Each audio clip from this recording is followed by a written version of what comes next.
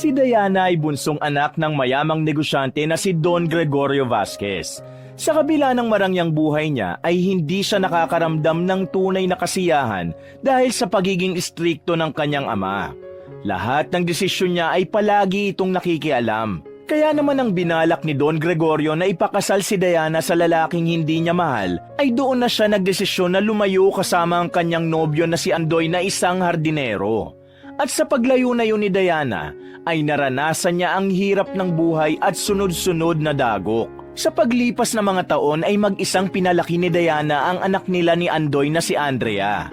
Bagamat mahirap ang buhay ay pilit siyang nagpakatatag hanggang sa makapasok silang mag-ina sa isang restaurant bilang waitress at doon ay susubukin ang pasensya nila ng masungit na branch manager na si Almira. Makakayanan bang tiisin ni na Diana at Andrea ang pagmamalupit ni Almira? Huli na ba ang lahat upang mapatawad ni Diana ang kanyang ama kahit mahigit 20 taon na silang hindi nagkikita? Ito po ulit si Mr. Hope. Inyo pong pakinggan ang isa na namang kapanapanabik na pambihirang kwentong buhay.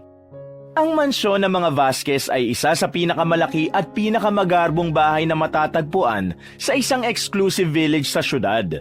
Napapalibutan nyo ng napakalawak na bakuran na sa gilid ay may malaking swimming pool. Mula sa labas, tila perpekto ang buhay ng mga nakatira roon. Ngunit sa kabila ng marangyang pamumuhay, may isang pusong nakakulong sa loob ng bahay na yon. Si Diana Vasquez, ang bunso sa anak ng mayamang negosyante na si Don Gregorio Vasquez. Hindi gaya ng mga kapatid ni Diana na sina Emilio, Luis at Carmen na pawang may asawa na, ay may kanya-kanyang negosyo. Si Diana ay nanatiling walang kalayaan. Sa edad na 23, siya pa rin ang tinitingnan bilang batang babae ng kanilang ama. Masyadong mahigpit si Don Gregorio pagdating kay Diana. Isa pang ikinakatakot ni Diana ay baka magaya siya sa mga nakatatanda niyang kapatid na hindi nagkaroon ng kalayaan na makapili ng taong pakakasalan ng mga ito. Lahat ng naging asawa ng mga kapatid niya ay tatay nila ang pumili. Isang araw, palabas si Diana ng kanilang bahay para makipagkita sa mga kaibigan niya nang bigla siyang tawagin ni Don Gregorio. Napahinto si Diana at tumingin siya sa kanyang ama. Bakit po, Papa? Tanong ni Diana. Saan ka pupunta at bis na bis ka? Hindi ka man lang nagpaalam sa akin. Sorry po, Papa. Akala ko po kasi wala kayo rito sa bahay. Magkikita lang po kami ni na Maricel at Rowena. Birthday po kasi ni Maricel ngayon. Sagot ni Diana. Hindi kita pinapayagan na lumabas ngayon. Dito ka lang. Hindi mo kailangan makipagkita kung kani-kanino. Lalo na sa mga kaibigan mo na yan na hindi natin ka-level. Tura ni Don Gregorio. Pero Papa, kaarawan po ni Maricel ngayon. Paniguradong magtatampo siya sa akin kapag hindi ako nakipagkita sa kanila. Paliwanag ni Diana. Wala akong pakialam. Kapag sinabi kong hindi ka aalis, hindi ka aalis. Matigas na wika ni Don Gregorio. Napayuko si Diana. Alam niyang wala na siyang magagawa. Hindi yun ang unang beses na hinarang o pinigilan ng kanyang ama ang kahit anong bagay na nais niyang gawin. Mula sa pagpili ng kanyang kurso sa kolehiyo hanggang sa pakikisalamuha sa ibang tao, lahat ng yon ay nakikialam si Don Gregorio. Umangat ang mukha ni Diana at diretso niyang tiningnan si Don Gregorio habang naluluha. Papa, dapat po ba'y kayo ang palaging masusunod sa buhay ko? Pakiramdam ko tuloy ay nakakulong ako sa bahay na ito. Mahinang wika ni Diana. Nakakulong? Yan ba ang tingin mo sa ginagawa ko, Diana? Napakaraming kababaihan ang nangangarap ng buhay mo. Wala ka nang kailangang problemahin dahil lahat ay nasa iyo na. Matuto ka magpasalamat sa lahat ng meron ka. Tandaan mo ito, Diana. Ako lang ang nakakaalam kung ano ang pinakamabuti para sa iyo. At hindi ko hahayaan na masira ang kinabukasan mo nang dahil lang sa mga walang kabuluhang tao na kinakaibigan mo. Singhal ni Don Gregorio. Hindi na alam ni Diana kung paano ipaliliwanag sa tatay niya na ayaw niyang magaya sa mga kapatid niya. Sa isang banda, totoo ang sinabi ng kanyang ama na wala siyang kailangang problemahin sa buhay. Hindi siya nagutom at hindi niya kailangang magbanat ng buto. Ngunit sa kabila ng lahat ng yon, ay may puwang sa kanyang puso na hindi napupuna ng pera at karangyaan. Minsan, naiinggit siya sa mga kaibigan niya na malayang nakakapagdesisyon para sa sarili. May mga pagkakataon na hinihiling niya na sana ay hindi na lang siya naging sobrang yaman at baka wala siya sa ganong sitwasyon na lahat ng desisyon at kilos niya ay palaging dinidiktahan. Masama ang loob na bumalik si Diana sa kanyang silid at nakasimangot na ibinagsak ang sarili sa malambot na kama. Maya-maya ay may narinig siyang mahihinang pagkatok sa pinto ng kanyang silid. Bumangon siya at nang buksan niya ang pinto, ay nagliwanag ang kanyang mukha nang makita si Andoy na may dalang sariwang puting rosas. Alam niya na pinitas nito ang mga yun sa hardin nila na nasa likod ng mansyon. Hindi na nagsalita si Diana at agad niyang pinapasok si Andoy. Isinara niya at inilak ang pinto. May nakakita ba sa'yo nang papunta ka rito? Kinakabahan na tanong ni Diana kay Andoy. Wala. Alam mo kung gaano ko kaingat, di ba? Tugon ni Andoy. Mahigpit na niyakap ni Diana si Andoy. Lingid sa kaalaman ni Don Gregorio na sa mismong bahay nito ay may isang lihim na pag-iibigan ang nabuo kina Diana at Andoy. 4 na taon na ang relasyon nila at hanggang sa sandaling yon ay walang nakakaalam kahit na sino sa mga kasama nila sa mansyon. Si Andoy ay anak ng isa sa mga kasambahay ni Diana na si Aling Minda. 25 taong gulang na, matipuno at matikas ang pangangatawan at gwapong mukha. Sanay ang mga kamay ni Andoy sa paghukay ng lupa at pag-aalaga ng halaman. Ngunit sa kabila ng pagiging isang simpleng hardinero nito, ay taglay nito ang mapupungay na mga mata at maamong mukha na kayang tunawi ng puso ni Diana. Simula pagkabata, kilala na ni Diana si Andoy. Lumaki ito sa mansyon na yon kasama ng nanay nito hanggang sa magbinata na ito at maging hardinero ni Diana. Mula sa simpleng pag-uusap tungkol sa mga halaman at bulaklak, unti-unting nabuo ang isang hindi pangkaraniwang samahan sa pagitan nila ni Diana. Sa tuwing umiiyak o nalulungkot si Diana, ay kay Andoy siya tumatakbo. Hanggang ang pagkakaibigan nila ay tuluyang nauwi sa pag-iibigan. Para pala sa'yo, Diana. Ani Andoy sabay abot ng mga bulaklak kay Diana. Salamat, Andoy. Mabuti na lang at nagpakita ka sa akin. Kahit papano ay nawala ang inis ko kay Papa. Tura ni Diana. Bakit? Ano na naman ba ang nangyari? Curious na tanong ni Andoy. Hindi niya kasi ako pinayagan na lumabas at makipagkita sa mga kaibigan ko, Andoy. Lahat na lang ba ng bagay sa buhay ko ay kailangan makialam siya? Napapailing na himutok ni Diana. Sandaling natahimik si Andoy. Matama nitong nakatingin sa magandang mukha ni Diana na para bang may nais itong sabihin. May problema ba, Andoy? May nasabi ba akong masama? Ang nagtatakang tanong ni Diana. Mahal mo ba ako, Diana? Diretsyong tanong ni Andoy. Ano bang klaseng tanong yan?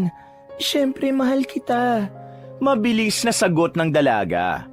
Kung mahal mo ako, ipaglaban natin tong relasyon natin. Alam kong hindi magiging madali, pero hindi ko kayang habang buhay na lang tayo nagtatago. Gusto kong malaman na ng papa mo ang tungkol sa atin. Seryoso ang tinig ni Andoy. Bahagya itong lumapit kay Diana at marahang hinawakan ang kamay niya. Agad na napailing si Diana at mabilis na binawi ang kanyang kamay. Andoy, hindi mo naiintindihan. Kung malalaman ni Papa na magkasintahan tayo, ay magagalit siya sa'yo. Baka palayasin ka niya at ang nanay mo. Ayoko namang mangyari yun sa inyo. May takot na tugon ni Diana. Wala akong pakialam kahit palayasin kami ni Don Gregorio. Mahal kita, Diana. Pero ayokong ganito na lang tayo palagi. Patagong nagkikita at palagi natatakot na baka may makakitang nag-uusap tayo. Malungkot na sambit ni Andoy. Muling napabuntong hininga si Diana. Alam niyang totoo ang sinasabi ni Andoy. Pero sadyang takot siya sa maaaring maging resulta kapag ipinaalam nila kay Don Gregorio ang relasyon nila ng kanyang nobyo. Andoy, hindi ko pa kaya. Natatakot ako. Bigyan mo pa ako ng oras na makapag-ipon ng lakas ng loob. Pabulong na wika ni Diana. Kung ganun, hanggang kailan tayo magtatago? Tanong ni Andoy. Hindi ko alam. Pasensya ka na, Andoy. Tugon ni Diana sabay yuko. Isang mahabang katahimikan ang namagitan kina Andoy at Diana. Hanggang sa narinig ni Diana ang malalim na buntong hininga nito. Matapos yun ay nagpaalam na. Nang makalabas na si Andoy ng silid na yon, ay nangihinang napaupo si Diana sa gilid ng kama. Nais niyang ipaglaban si Andoy, ngunit palagi siyang pinangungunahan ng takot niya sa kanyang ama. Lalo na't alam niya na tututol ito sa relasyon nila ni Andoy dahil hardinero nila ang kanyang nobyo. Isang umaga, kagigising pa lamang ni Diana nang kumatok si Don Gregorio sa pinto ng kwarto niya. Pinagbuksan niya ito at agad niya itong binati. Good morning, Papa. May kailangan po ba kayo? Tanong ni Diana. Mamayang gabi ay mag-ayos ka. Mayroon tayong mga espesyal na bisita na makakasama natin sa dinner. Tugon ni Don Gregorio. Napakunot noo si Diana. Sino pong mga bisita natin mamaya? Tanong niya na may halong pagtataka. Malalaman mo rin mamaya. Basta sundin mo na lang ang sinabi ko. Tura ni Don Gregorio. Bago pa makapagtanong ulit si Diana ay tumalikod na ang kanyang ama at iniwan siyang nagtataka kung sino ang mga panauhin nila mamaya sa hapunan. Pagsapit ng 7:00 ng gabi, nakaupo si Diana sa harap ng isang malaking salamin sa kanyang silid habang marahang naglalagay ng manipis na makeup sa kanyang mukha. Pagkatapos, isinuot niya ang isang eleganting beige na dress na may manipis at makinis na tela na bumagay sa kanyang maputing kutis. Bago siya lumabas ng kwarto, saglit siyang tumingin sa kanyang refleksyon. Kahit anong bihis niya ng maganda, hindi nun kayang itago ang lungkot sa kanyang mga mata.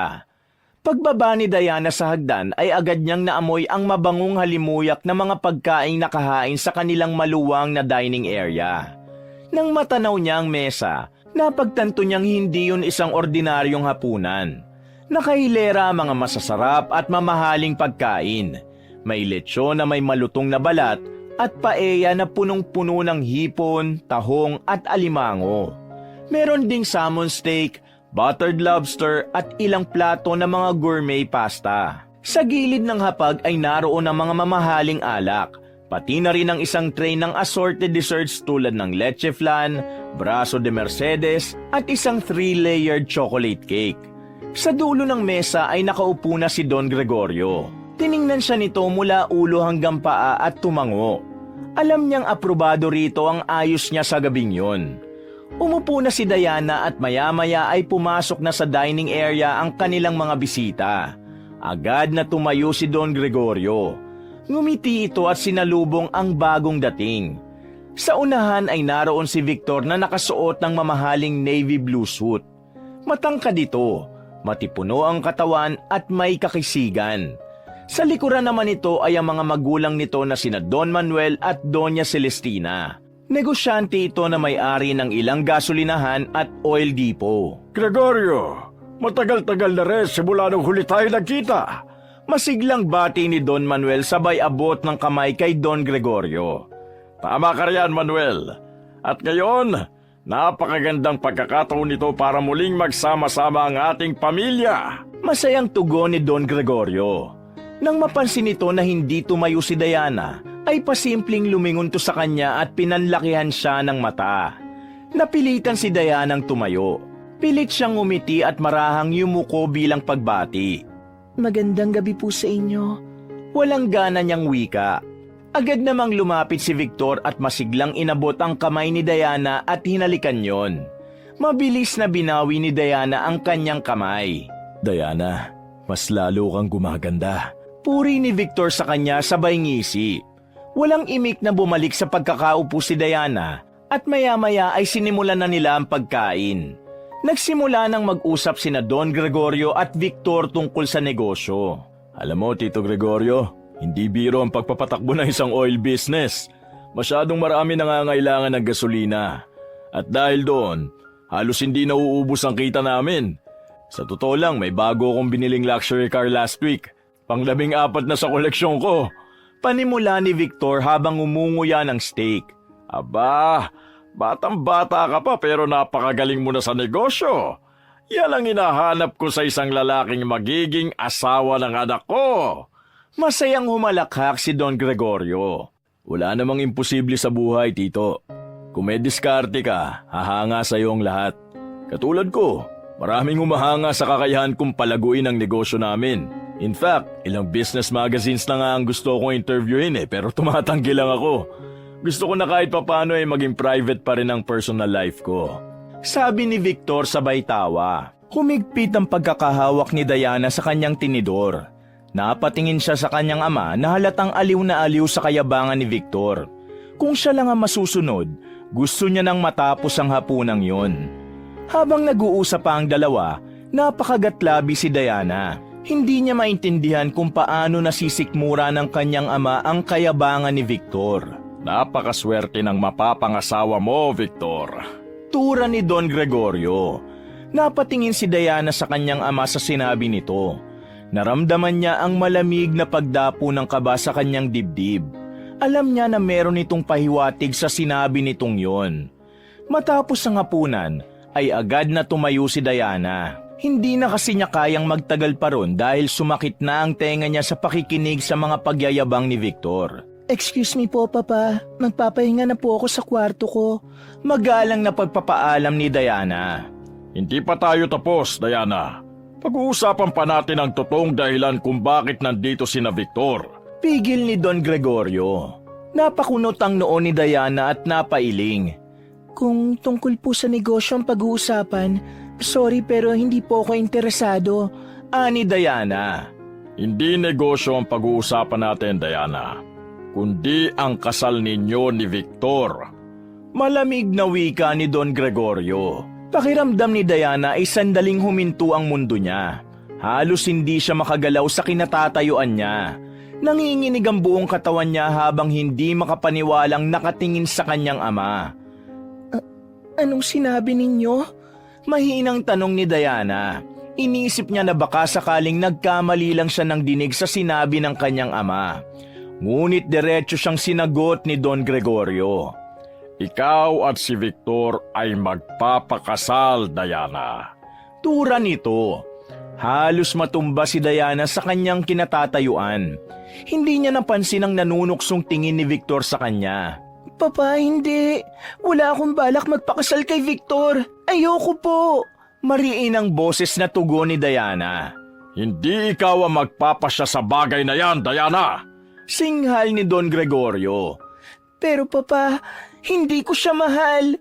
Tutol ni Diana. Halos maiyak na siya ng sandaling yon. Matututunan mo rin siyang mahalin. Isa itong tamang desisyon para sa pamilya natin. Kaya maupo ka at wag mo kong bigyan ng sakit ng ulo. Wag mo ko ipahiya kina Victor. Malamig na sagot ni Don Gregorio. Samot-saring emosyon ang lumukob kay Diana. Alam niya na walang saysay ang pagsuway niya sa kanyang ama dahil sa huli ay ito pa rin ang masusunod. Dahan-dahan siyang naupo muli sa kanyang upuan, ngunit nanatili siyang nakayuko. Habang ang lahat ng nasa hapagkainan ay masayang pinag-uusapan ng kasal, si Diana ay nakatulala lamang at wala sa sarili. Hindi niya alam kung paano siya makakatakas sa nakatakdang kasal na ito. At ang mas masakit pa, ay wala siyang laban sa desisyong ginawa ng kanyang ama para sa kanya. Nang matapos na ang pag-uusap tungkol sa kasal ni Diana at Victor, ay nagpaalam na sina Victor sa kanila. Nang tuluyan ng makaalis ang binata at ang pamilya nito ay naiwan si Diana sa dining area kasama ang kanyang ama. Tahimik siyang nakaupo habang nakatitig sa mga natirang pagkain sa hapag. Papa, hindi ko kaya magpakasal kay Victor. Parang awa niyo na. Huwag niyong hayaang gawin kong isang bagay na labag sa kalooban ko. Malungkot na sambit ni Diana. Wala ka nang magagawa, Diana. Matagal na naming pinlano ang kasal ninyo ni Victor. Tura ni Don Gregorio. Ano? Matagal niyo nang pinlano ang kasal ko kay Victor? Ibig sabihin, matagal na kayo may kasunduan ni Victor at ng pamilya niya? At wala man lang kayong sinabi sa akin? Hindi makapaniwalang tanong ni Diana. Ginawa ko yon para maging mas madali ang lahat para sa'yo. Isa pa, alam kong si Victor ang tamang lalaki para sa'yo. Tura ni Don Gregorio. Hindi siya ang tamang lalaki para sa akin. Papa, hindi ko siya mahal. Paano ako magiging masaya kung pakakasalan ko ang isang lalaking hindi ko naman gusto? Tura ni Diana. Umiling si Don Gregorio. Diana, hindi lang pagmamahal ang batayan ng kaligayahan at para maging masaya ka. Si Victor ay mayaman, responsable at may matinong negosyo. Sigurado ang kinabukasan mo sa kanya. Isa pa, malaki ang maitutulong niya sa mga negosyo natin. Mariing wika ni Don Gregorio. Tumayo si Diana. Hindi niya na kayang pigilan ang galit at sama ng loob na kanyang nararamdaman. Hindi ako papayag na maging kagaya ng mga kapatid ko. Hindi ba kayo nagsasawa sa kakadikta sa amin? Hindi ba kayo napapagod sa pagpilit na sundin namin ang gusto ninyo? Mataas ang boses na sambit ni Diana. Ginagawa ko ito para sa inyong magkakapatid. Hindi mo ba nakikita kung ano na ang buhay ng mga kapatid mo? Maginhawa. Wala silang problema sa pera. May mga pamilya silang kagalang-galang. Hindi ba yun ang gusto mo? Maging ang boses ni Don Gregorio ay malakas na rin. Maganda nga ang buhay nila pero sigurado kung hindi sila masaya kagaya ko. Pagod na ako, Papa. Sawa na akong sundin ang gusto ninyo. Kailan niyo ba ako bibigyan ng pagkakataong mamili para sa sarili ko? Halos naiiyak na sabi ni Diana. Hindi mo naiintindihan ang sinasabi mo, Diana. Hindi na mahalaga kung anong gusto mo. Ito ang tamang desisyon at wala kang magagawa kundi sundin ako. Ani Don Gregorio. Isang mahabang katahimikan ang namagitan kina Diana at Don Gregorio.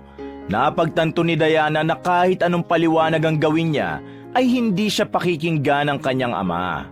Makalipas ang ilang sandali ay walang imik na tumayo si Don Gregorio at iniwang mag-isa si Diana sa dining area. Nanatiling nakatayo si Diana. Ngunit nang marinig niyang lumapat ang pinto ng silid ng kanyang ama sa itaas ng kanilang bahay, ay bumagsak siya sa upuan at tuluyang naiyak. Nanginginig ang kanyang mga kamay. Alam niyang wala siyang laban sa ama niya. Pero hindi siya basta-basta susuko. Hindi niya hayaang tuluyang mawala sa kanya ang kalayaang matagal niya nang inaasam. Pagkapasok ni Diana sa kanyang silid, ay nasapu niya ang kanyang noo. Hindi siya makapaniwala sa nangyari. Nagsimula siyang maglakad-lakad sa loob ng kanyang kwarto habang nag-iisip sa kung ano ang gagawin niya.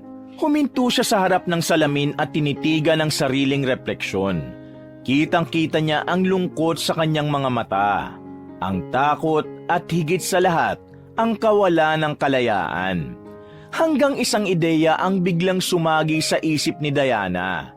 Alam niya na yun lang ang paraan para tuluyan siyang makalaya sa buhay na meron siya sa piling ng kanyang ama. Mabilis niyang kinuha ang isang bag mula sa kanyang aparador at nagsimulang mag-impake.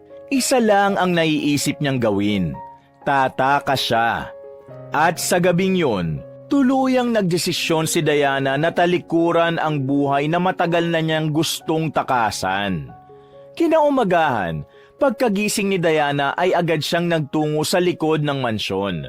Doon ay nakita niya si Andoy na abala sa pagdidilig ng mga halaman gamit ang isang hose. Suot nito ang isang lumang kamiseta at kupas na pantalon. Bahagyang basa ang buhok nito dahil sa pawis. Pinagmasdan ni Diana ng matagal si Andoy.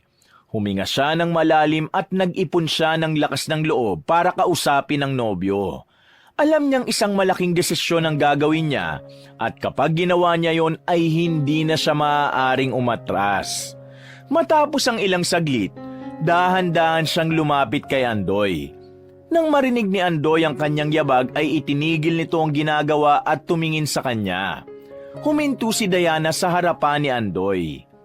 Diana, anong ginagawa mo rito? Baka makita ka ni Don Gregorio.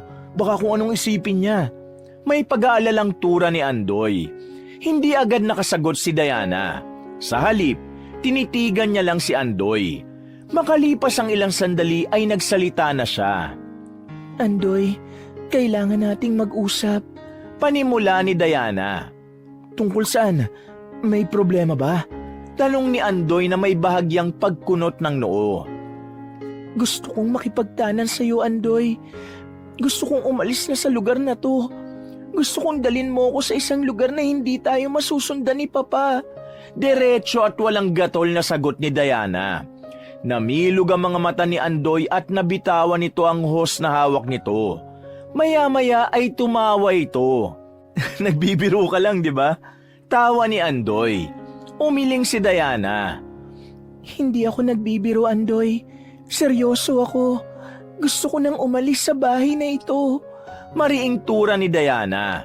Unti-unting nawala ang ngiti sa labi ni Andoy at napalitan niyo ng pag-aalala. Bakit? Ano bang nangyari? Tanong ni Andoy. Gusto akong ipakasal ni Papa kay Victor. Wala akong pagpipilian, Andoy. Ayokong pakasalan siya. Ikaw ang mahal ko at gusto kong lumayo. Tulungan mo ko. Parang awa mo na. Sagot ni Diana habang pinipigilan ng luhang nagbabadyang bumagsak sa kanyang mga mata. Nanatiling tahimik si Andoy. Nakita ni Diana ang pagkalito at takot sa mukha nito. Makalipas ang ilang saglit, bumuntong hininga si Andoy at nagsalita. Diana, sigurado ka ba? Kapag umalis tayo, mag-iiba na ang buhay mo. Kung sasama ka sa akin, hindi ko maibibigay ang buhay na meron ka rito sa mansyon. Paalala ni Andoy. Hinawakan ni Diana ang mga kamay ni Andoy at mahigpit yung pinisil. Wala na akong pakialam kahit maghirap ako. Wala akong pakialam sa pera o sa yaman. Ang gusto ko lang ay makasama ka nang hindi tayo natatakot. Pagod na akong sundin ang gusto ng papa ko. Gusto ko nang mabuhay para sa sarili ko. Para sa atin. Tura ni Diana. Kailan mo gustong umalis? Tanong ni Andoy. Mamayang gabi. Determinadong sagot ni Diana. Nagtagpo ang kanilang mga mata. Sa pagkakataong yon ay wala nang pakialam si Diana sa buhay na naghihintay sa kanya sa labas ng mansyon. Ang gusto niya lang ay maging malaya at makasama si Andoy.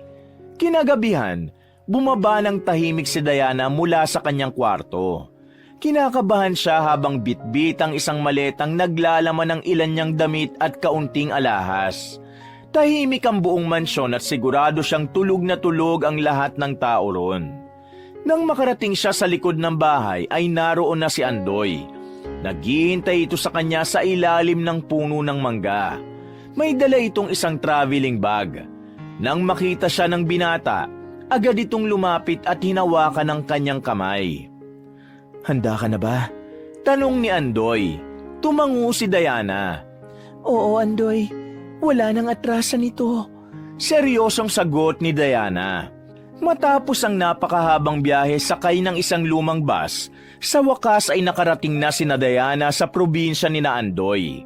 Ang lugar ay napaliligiran ng malalawak na bukirin, matatayog na puno at payapang tanawin na malayo sa magarbong mundo na kinalakihan ni Diana. Ang kanilang bagong tahanan ay isang maliit na kubo sa gitna ng bukid. Ibinenta ni Diana ang mga alahas na dala niya at ipinambili ni Leon ng mga gamit. Sa mga unang araw, ramdam ni Diana ang hirap ng bagong buhay na kanyang pinili. Paggising pa lang sa umaga ay kailangan niya ng iguhit sa isip ang kanyang bagong realidad. Hindi na siya gigising sa malambot na kama na may nakaabang na masarap na almusal sa mesa. Sa halip, gumigising siya sa tunog ng tilaok ng manok. Isang umaga, nakita siya ni Andoy na nakaupo sa gilid ng kubo. Nakatingin siya sa malayo at iniisip kung kumusta na ba ang tatay niya. Nahihirapan ka na ba? Tanong ni Andoy. Sa totoo lang, hindi ko akalain na ganito pala kahirap ang buhay dito. Hindi ako marunong magluto sa kahoy na kalan. Hindi ko alam kung paano mag-igib ng tubig sa balon. At ang mga kamay ko, gumagaspang na. Inilahad ni Diana ang kanyang mga palad na noon ay malambot at maputi. Napangiti si Andoy at marahang hinawakan ang mga kamay niya. Masasanay ka rin. Hindi mo kailangang gawin ang lahat ng sabay-sabay. Unti-unti, matututunan mo rin ang mga bagay na yan. Dumaan pa ang ilang araw at unti-unting natuto at nasanay si Diana sa bago niyang buhay. Kahit mahirap, pilit niyang ginawa ang lahat upang makasabay sa bagong buhay niya sa piling ni Andoy. Natutunan niyang magsibak ng kahoy, magluto gamit ang uling, at mag-igib ng tubig mula sa balon.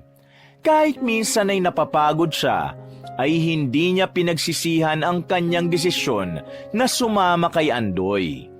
Isang hapon, habang nakaupo siya sa labas ng kubo at pinagmamasdan si Andoy na nagbubungkal ng lupa para sa kanilang gulayan, nakaramdam siya ng kakaibang kapayapaan. Hindi na yun ang buhay na meron siya dati, pero sa buhay niyang ito ay dito niya naramdaman ang tunay na kalayaan. Makalipas ang 1 taon, naging masaya at payapa ang buhay ni Diana at Andoy sa maliit nilang tahanan. Sa kabila ng simpleng pamumuhay, natutunan na ni Diana ang lahat ng kailangang gawin, mula sa paghahanda ng pagkain at hanggang sa pagtatanim ng gulay sa kanilang maliit na bakuran. Nagdesisyon na rin silang magpakasal. Sa isang maliit na simbahan sa bayan sila ikinasal. Wala mang marayang kasuotan o engrandeng selebrasyon, ay napakasaya pa rin ni Diana sa araw na yon. Sa harap ng pari ay ipinangako nila na habang buhay silang magmamahalan at magsasama sa hirap at ginhawa. Pagkatapos ng ilang buwan, isang balita ang lubos na nagbigay ng saya sa kanilang dalawa at yun ay ang pagbubuntis ni Diana sa una nilang anak ni Andoy. Isang umaga, habang mag-isang nasa kubo si Diana ay naisipan niyang magdilig ng mga tanim na gulay nila sa harapan ng bahay. Naramdaman niya ang bahagyang paggalaw ng kanyang anak sa loob ng kanyang sinapupunan. At napangiti siya dahil alam niyang ilang buwan na lang ay manganganak na siya. Maya-maya ay natigilan si Diana nang marinig niya ang pagdating ng isang sasakyan. Mabilis siyang napatingin sa kalsada nang huminto sa harapan ng bakuran nila ang isang mamahaling kotse. Nanlamig ang kanyang katawan dahil alam niya kung sino ang nagmamay-ari ng sasakyang yon. Bumukas ang pinto ng kotse at bumaba mula roon si Don Gregorio na may seryosong muka habang nakatingin kay Diana. Natigilan si Diana. Alam niya na wala ng silbi kung magtatago siya sa loob ng kubo dahil nakita na siya ng kanyang ama. Bumilis ang tibok ng kanyang puso habang naglalakad si Don Gregorio palapit sa kanya. Papa, Nanginginig ang boses na wika ni Diana. Huminto ang tatay niya sa harapan niya. Diana, sumama ka na sa akin. Uuwi ka na sa bahay. Turan ni Don Gregorio at mahigpit nitong hinawakan ang braso niya. Papa, hindi na ako babalik sa inyo. Kasal na kami ni Andoy at buntis ako. Deklara ni Diana. Sandaling natigilan si Don Gregorio. Tila hindi ito makapaniwala sa narinig. Nagdilim ang mukha nito. Marahas nitong binitiwan ang braso ni Diana at matalim siyang tiningnan habang nakakuyom ang mga kamao. Sinira mo ang buhay mo, Diana. Iniwan mo ang lahat ng marangyang bagay para sa walang kwentang buhay na meron ka rito. Ipinagpalit mo si Victor para sa isang lalaking walang maibibigay sa iyo kundi kahirapan. At ngayon, may anak ka pang iluluwal sa mundong ito sa ganitong kalagayan. Galit na sigaw ni Don Gregorio. Papa, itong buhay na pinili ko.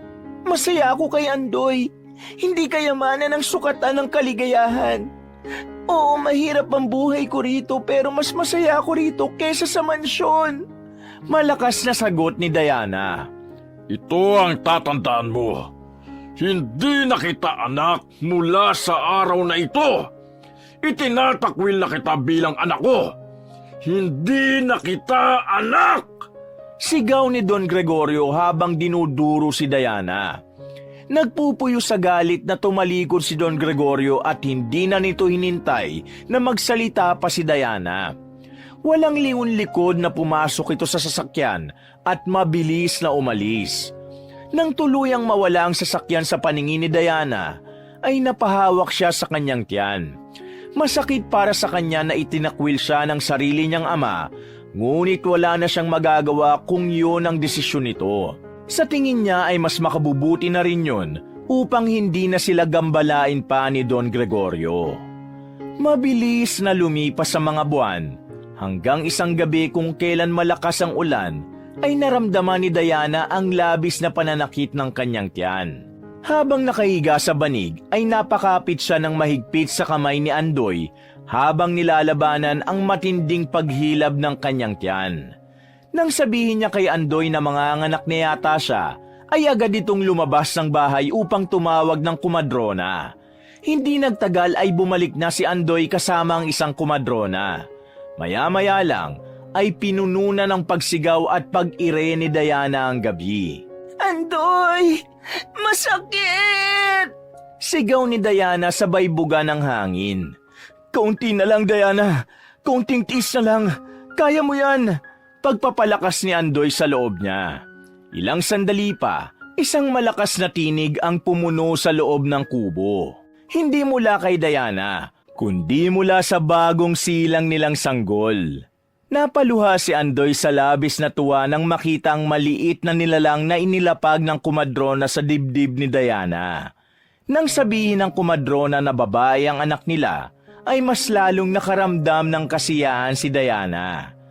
Masayang hinaplos ni Diana ang pisngi ng sanggol at gaya ng napagkasunduan nila noon ni Andoy, pinangalanan nilang Andrea ang kanilang anak. 5 taon ang mabilis na lumipas at sa kabila ng hirap ng buhay, naging masaya si Diana sa buhay niya kasama si Andoy at ang anak nilang si Andrea. Masigla at malusog si Andrea at lumaki itong isang masayahing bata. Ngunit ang masayang buhay ni Andrea ay unti-unting naglaho nang bumagsak ang katawan ni Andoy. Madalas itong mahilo, magsuka at mawala ng balanse. Hanggang sa isang araw, matapos ang pagsusuri sa isang ospital sa bayan, natanggap nila ang isang masaklap na balita na may brain cancer si Andoy. Ang mas lalo pang nagpalugmok sa kanila ay ang laki ng halaga ng pera na kailangan nila para sa pagpapagamot ni Andoy. Diana, pasensya ka na. Nang dahil sa sakit ko na ito ay nahihirapan tayo. Naluluhang sabi ni Andoy kay Diana habang nasa ospital sila. Ano ka ba? Hindi mo kasalanan ito. Huwag ka mag-alala. May awa ang Diyos. Malalagpasan din natin ito. Tura ni Diana. Nagpigil ng luha si Diana at nag-isip siya sa kung paano siya makakahanap ng malaking halaga ng pera. Wala silang ari-ari ang may bebenta. Wala silang kakilalang maaaring mahiraman. Hanggang sa natigilan siya nang maalala niya ang kanyang amang nagtakwil sa kanya. Sa unang pagkakataon, matapos ang napakahabang panahon, ay muling bumalik si Diana sa mansyon kung saan siya isinilang at lumaki. Naglakad siya sa malawak na driveway. Halos walang nagbago roon at samot-saring alaala ang bumalik sa kanya habang naglalakad siya papunta sa main door. Pagdating ni Diana sa loob ng mansyon, ay sinalubong siya ng nanlilisik na tingin ni Don Gregorio. Anong ginagawa mo rito? Malamig nitong tanong. Lumunok si Diana at pilit na pinalakas niya ang loob. Papa, may sakit si Andoy. Kailangan namin ng pera para sa gamutan niya. Naluluhang wika ni Diana. Napangisi si Don Gregorio. Puno ng panunuya ang tingin nito kay Diana. At anong kinalaman ko dyan? Hindi ba't pinili mo ang lalaking yon kesa sa mga gusto ko para sa'yo? Hindi ba sinayang mo ang buhay mo para sa kanya? At ngayon bumalik ka rito para humingi ng tulong? Huli na ang lahat, Diana. Wala na akong pakialam sa'yo! Singhal ni Don Gregorio. Nangilid ang luha ni Diana. Alam niyang mahirap kumbinsihin ang kanyang ama. Ngunit hindi siya maaaring sumuko. Lumapit siya at lumuhod sa harapan nito. Hinawakan pa niya ang kamay ni Don Gregorio. Papa, maawa ka naman. Hindi lang para sa akin, kundi para kay Andrea. Ayokong mawalan ng tatay ang anak ko. Umiiyak na pakiusap ni Diana. Marahas na inalis ni Don Gregorio ang kamay nito mula sa pagkakahawak ni Diana. Gaya ng sinabi ko, wala na akong pakialam sa iyo at sa anak mo. Baka nakakalimutan mo. Hindi na kita anak, Diana. At wala akong pakialam sa asawa mo kahit mamatay pa siya. Umalis ka na at huwag ka nang babalik dito! Galit na sigaw ni Don Gregorio. Parang sinaksak sa puso si Diana sa narinig. Walang tigil ang pagtulo ng kanyang luha. Wala na siyang nagawa kundi ang tumayo at lumabas ng mansyon. Hindi niya akalaing kahit lumuhod na siya sa harapan ni Don Gregorio, ay wala siyang naramdaman kahit kaunting awa mula rito. Doon na niya tuluyang tinanggap na hindi na kailanman maaaring maging bahagi ng buhay niya ang kanyang ama. Sa kasamaang palad, pumanaw si Andoy dahil sa kakulangan na mabigyan ng nararapat na medikal na atensyon ang sakit nito. Labis na nagluksa si Diana sa pag-iwan sa kanila ni Andoy. Isang umaga, nasa sementeryo si Diana at tanging ang mahihinang paghikbi niya lang ang maririnig sa paligid. Nakatayo siya sa harap ng puntod ni Andoy. Ang kanyang mga tuhod ay nangangatog at ang puso niya ay parang dinudurog sa hindi masukat na sakit. Ang lalaking minahal niya ng buong puso, ang lalaking pinili niyang makasama sa kabila ng lahat, ngayon ay isang malamig na bangkay na lamang na nakahimlay sa ilalim ng lupa. Napaluhod si Diana. Mahigpit niyang niyakap ang sariling katawan habang ang luha ay bumabagsak ng walang tigil sa kanyang pisngi. Andoy, bakit mo kami iniwan? Paano na kami ni Andrea? Mahina at umiiyak na bulong ni Diana.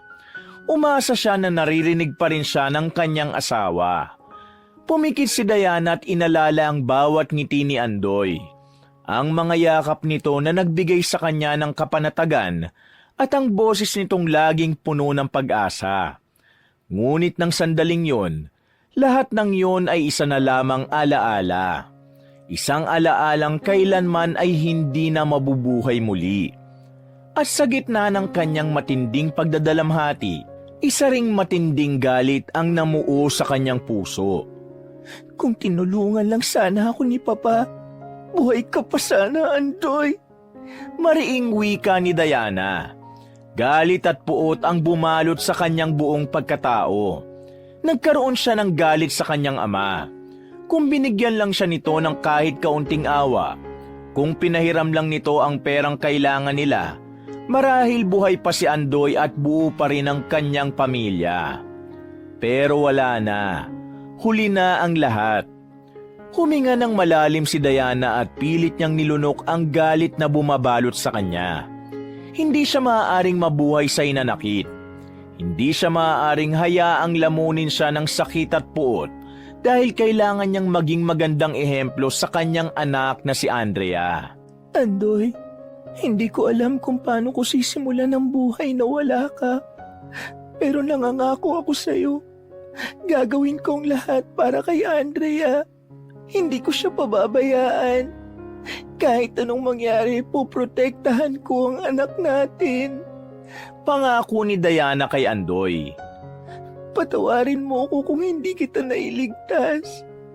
Pero ipinapangako ko, hindi ko hahayaang maghirap ang anak natin tulad ng paghihirap natin ngayon. Dugtong pa ni Diana. Dahan-dahan siyang tumayo at niyakap ang sariling katawan upang bigyan ng lakas ang sarili. Tapos na ang kanyang pagluha. Wala na siyang ibang pagpipilian kundi ang lumaban. Habang naglalakad si Diana palayo sa puntod ni Andoy, alam niya na simula sa araw na yon ay mas lalong magiging mahirap ang buhay nila ng kanyang anak.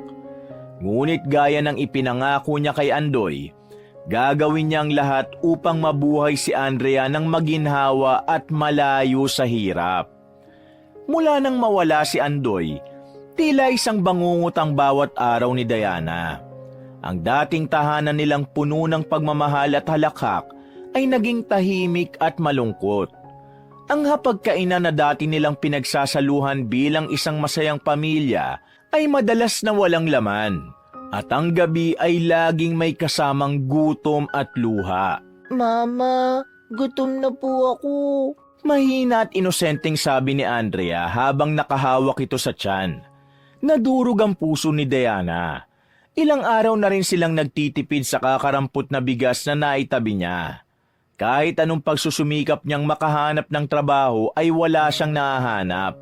Wala siyang kakilala at walang gustong kumuha sa isang babaeng gaya niya na walang sapat na karanasan sa pagtatrabaho. Sa ikatlong araw ng kanilang pagdurusa, napagdesisyonan ni Diana na bumalik na lang sa Maynila. Alam niyang mas maraming oportunidad sa lungsod. Doon ay alam niyang makakahanap siya ng paraan para mabuhay sila ni Andrea. Kaya naman, kahit walang kasiguruhan sa magiging buhay sa lungsod, ay bumalik doon si Diana kasama si Andrea.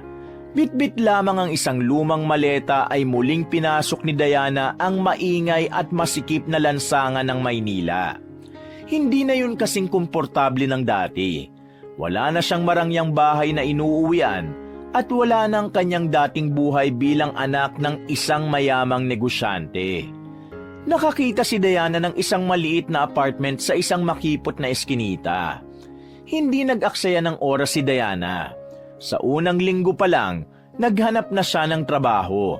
Naging labandera siya, kasambahay, tagasilbi sa isang maliit na kainan at kahit anong mapagkakakitaan basta marangal.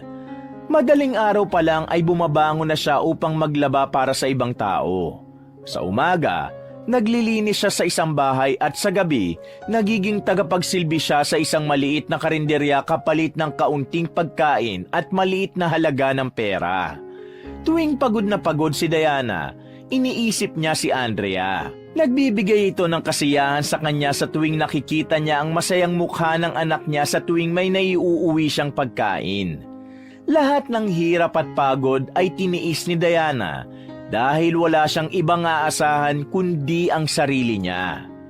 20 taon ang mabilis na lumipas, ngunit hindi pa rin nagbago ang kalagayan ni Diana at ng kanyang anak na si Andrea. Lugmok pa rin sila sa kahirapan at ng panahon na yon ay nagtatrabaho siya sa isang pabrika. Araw-araw niyang tinitiis ang maingay na makinarya, ang nakakapagod na pagtayo buong araw at ang matinding init sa loob ng pabrika. Ang tanging ipinagpapasalamat ni Diana ay ang lumaking mabuting bata si Andrea. Matalino ito, masipag at mapagmahal na anak. Isinakripisyo ni Diana ang lahat upang maitaguyod ang pag-aaral nito. Kahit gutom siya, basta may baon ng anak niya ay ayos lang sa kanya. Kahit pagod siya, basta maihatid niya lang ito sa pangarap nito na maging isang nurse ay hindi siya nagrereklamo. Ngunit sa kabila ng lahat ng pagsisikap niya, tila hindi pa rin sapat para makaahon sila sa kahirapan. Isang gabi, kumakain ng hapunan sina Diana at Andrea. Napansin ni Diana ang pananahimik ng kanyang anak na parang may bumabagabag dito. Anak, may problema ka ba? Tanong ni Diana kay Andrea. Nag-aalangan si Andrea, pero huminga ito ng malalim bago nagsalita. Mama, kailangan ko na pong magbayad na ng tuition fee. Hindi na raw po tatanggapin ng promissory note. Malungkot na wika ni Andrea. Natigilan si Diana. Bumilis ang tibok ng kanyang puso. Hindi niya alam kung paano sasagutin ang anak. Alam niyang malaki ang halagang yon at wala silang ganong pera. Baka naman pwedeng pakiusapan ng eskwelahan, anak. Baka pwede pang magbigay ng palugit. Tura ni Diana. Umiling si Andrea. Mama, ilang beses na po ako nagbigay ng promissory note eh. Wala na raw pong kasiguraduhan kung makakabayad pa tayo. Kaya kailangan na pong bayaran ng buo bago ang deadline. Sambit ni Andrea. Nakagat ni Diana ang labi niya. Alam niyang totoo yun pero hindi niya alam kung saan siya kukuha ng ganong kalaking pera. Baka mas mabuti pong uminto na muna ako, Mama. Maghahanap na lang po ako ng trabaho para mas makatulong po ako sa inyo. 25 naman na po ako eh. Nakapagtrabaho naman na po ako dati. Hindi po ba kaya ako umabot ng ganitong edad na nag-aaral pa ako ay dahil patigil-tigil ako at nagtatrabaho ako sa tuwing hindi ako nag-aaral? Masiglang wika ni Andrea. Hindi, Andrea. Hindi ka nahihinto sa pag-aaral. Kahit anong mangyari, hindi mo na ititigil ang pag-aaral mo. Yan lang ang kaya kong ipamana sa iyo, anak. Hindi mo dapat isuko ang pangarap mo. Mariing wika ni Diana. Pero mama, wala na po tayong pera. Ungot ni Andrea.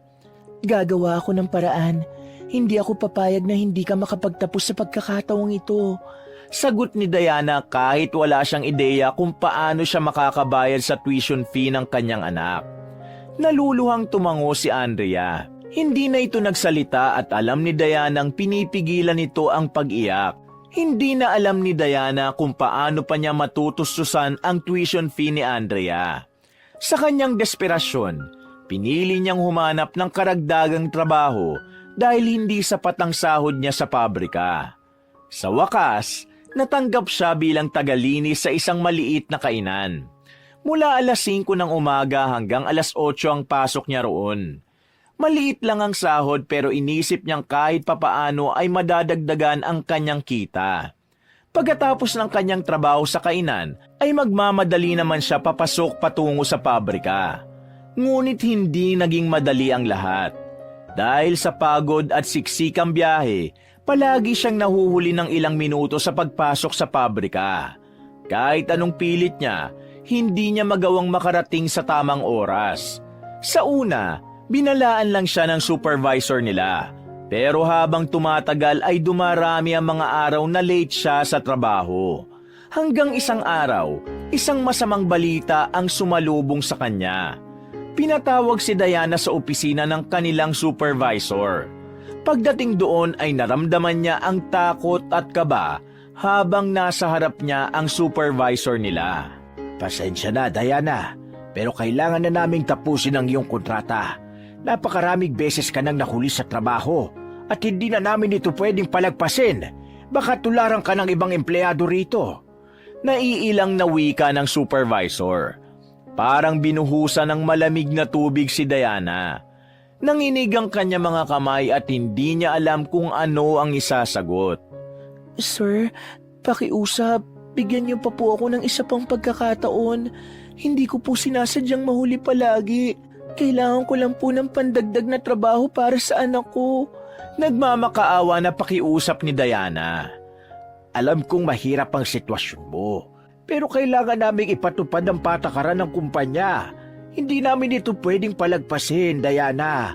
Pasensya na. Sambit ng supervisor. Pakiusap po. Trabaho ko lang po ang meron ako. Wala na akong ibang aasahan. Pabulong na sabi ni Diana pero nanatiling matigas ang ekspresyon ng kanilang supervisor. Maaari ka namang maghanap ng ibang trabaho, Diana. Pero dito sa pabrika, hindi ka na namin pwedeng tanggapin pa. Tura ng supervisor. At sa isang iglap, lahat ng kanyang pinagpaguran ay naglaho na parang bula.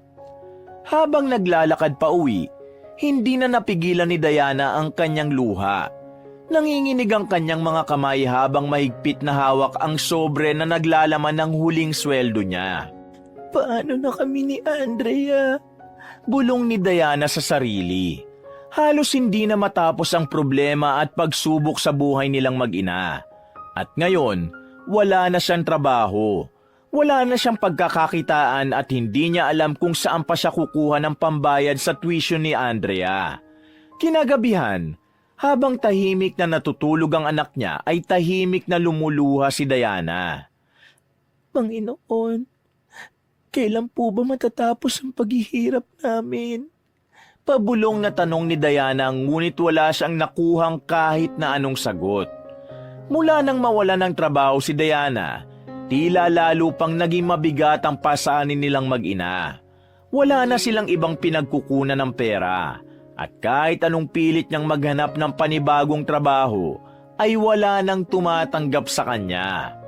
Hanggang sa dumating ang araw na hindi na niya kinayang ipagpatuloy ang pag-aaral ni Andrea. Nakaupo silang dalawa sa kahoy na upuan sa kanilang maliit na apartment. Hawak ni Diana ang kapirasong papel kung saan nakalagay ang huling paalala mula sa paaralan na kailangan ng bayaran ang tuition ni Andrea. Anak, wala na tayong ibang pagpipilian. Alam kong gustong-gusto mo makatapos, pero kailangan mo munang huminto ulit sa pag-aaral. Napipilitang sabi ni Diana.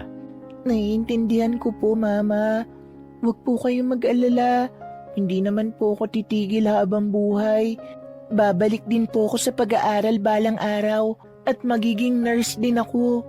Puno ng pag-asang wika ni Andrea sabay ngiti. Doon na bumagsak ang luha ni Diana. Niyakap niya ng mahigpit ang anak. Patawad, anak. Patawad kung hindi ko maibigay sa iyo ang buhay na nararapat sa iyo. Iyak ni Diana. Wala po kayong dapat nahingi ng tawad. Ginagawa niyo po ang lahat at nakikita ko po yun. Hindi po tayo habang buhay na ganito. Makakaahon din po tayo sa hirap. Tura ni Andrea habang hinahaplos ang likod ni Diana. Lalo pang naging mahirap ang kanilang sitwasyon sa mga sumunod na linggo. Halos wala na silang makain. Humantong sila sa puntong nangungutang na sila sa mga kapitbahay nila at sa mga tindahan para lang meron silang makain. Isang gabi, nasa hapagkainan ng mag-ina. Sa harapan nila ay may isang platitong asin at isang kaldero ng mainit na kanin. Hiyang-hiya si Diana. Hinayaan niya munang kumain si Andrea. Ngunit nang makita niyang isinubo ng anak ang kanin na walang kahit anong ulam, ay parang may tumusok sa puso niya. Pasensya ka na, anak. Ito lang ang kaya kong ibigay sa iyo ngayon. Nanginginig ang boses na wika ni Diana. Ngunit imbis na magreklamo, ngumiti si Andrea. Ayos lang po ito. Basta po magkasama tayo. Hindi ko na iniisip kung anong kinakain natin. Sagot ni Andrea. Hindi na kinaya ni Diana. Bumagsak ang kanyang luha. Pilit niyang tinakpan ang bibig para hindi humagulgol. Ngunit naramdaman niya ang mainit na haplos ng kamay ng anak niya sa kanyang braso. Hindi ganito ang buhay na gusto ko para sa iyo, Andrea. Kung nandito lang ang tatay mo, hindi tayo ganito. Iyak ni Diana. Naramdaman ni Diana ang bigat sa kanyang dibdib. Naalala niya ang pangako niya noon kay Andoy na hindi niya hayaang maghirap ang kanilang anak. Ngunit ngayon, heto sila. Walang makain at walang direksyon ang buhay. Sa isip niya ay humingi siya ng tawad kay Andoy dahil hindi niya natupad ang pangako niyang yon. Nang sumunod na araw, maagang nagbihis si Diana. Umalis siya ng apartment nila na dala ang kanyang lumang bag kung saan nakasilid ang kanyang biodata, birth certificate at iba pang kinakailangang papeles sa pag-a-apply ng trabaho. Maghapong naglakad si Diana. Pumunta sa iba't ibang establishmento, nagtanong at nagbigay ng kanyang biodata. Ngunit lahat ay nagsabi na walang bakante o kaya ay masyado nang matanda si Diana para sa trabahong ina-applyan niya. Mag-aalas 5 na ng hapon nang mapadaan siya sa isang mamahaling seafood restaurant. Sa labas ng salamin nitong pintuan ay may nakapaskil na hiring waitress. Kaagad na sumiklab ang pag-asa sa kanyang dibdib. Nilapitan niya ang security guard at magalang na nagtanong kung pwedeng magpasa ng biodata. Tiningnan siya ng gwardya mula ulo hanggang paa, ngunit kalaunan ay kinuha rin ito ang biodata ni Diana. Nagpasalamat si Diana at umalis na rin siya kaagad. Kinabukasan, habang nag-aayos si Diana ng damit nila sa kanilang aparador, ay biglang nag-ring ang kanyang lumang cellphone. Nang makita niyang hindi pamilyar ang numero, ay agad niyang sinagot ito. Hello, sino po sila? Tanong ni Diana. Magandang araw po, kayo po ba si Diana Reyes? Sagot ng isang babae sa kabilang linya. Opo, ako nga po ito. Tugon ni Diana. HR department po ito ng Grand Vista Seafood Restaurant. Na-review po namin ang application form ninyo at gusto po namin kayong imbitahan para sa job interview bukas ng 8 ng umaga. Tura ng babae. Muntik nang mapatalon si Diana sa tuwa. Talaga po? Salamat po. Sige po, pupunta po ako bukas. Masayang wika ni Diana. May favor lang po pala kami sa inyo, ma'am. Kailangan po talaga namin ng dagdag na waitress. Baka may kakilala pa po kayo na gusto rin mag-apply. Tanong ng babae sa kabilang linya. Sige po, kapag may kakilala po ako na gusto rin mag-apply, isasama ko po bukas. Masayang wika ni Diana at doon na natapos ang tawag na yon.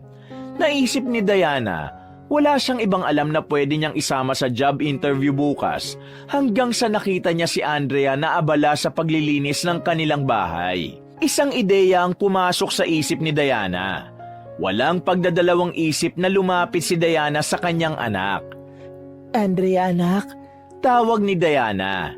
Tumigil sa pagwawali si Andrea at napatingin sa ina. Bakit po?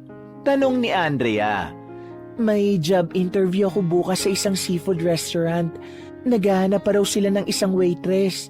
Naisip ko na baka gusto mong sumama at subukan mag-apply. Tanong ni Diana. Talaga po, Mama? Kapag natanggap tayo, ibig sabihin magiging magkatrabaho na tayo. Sige po, subukan po natin. Masayang wika ni Andrea. Mahigpit na hinawakan ni Diana ang kamay ng kanyang anak. Sa unang pagkakataon matapos ang matagal na panahon, pakiramdam niya ay may liwanag na sa dulo ng kanilang madilim na daan. Kinabukasan, maagang nagising sina Diana at Andrea. Pareho silang sabik sa kanilang job interview.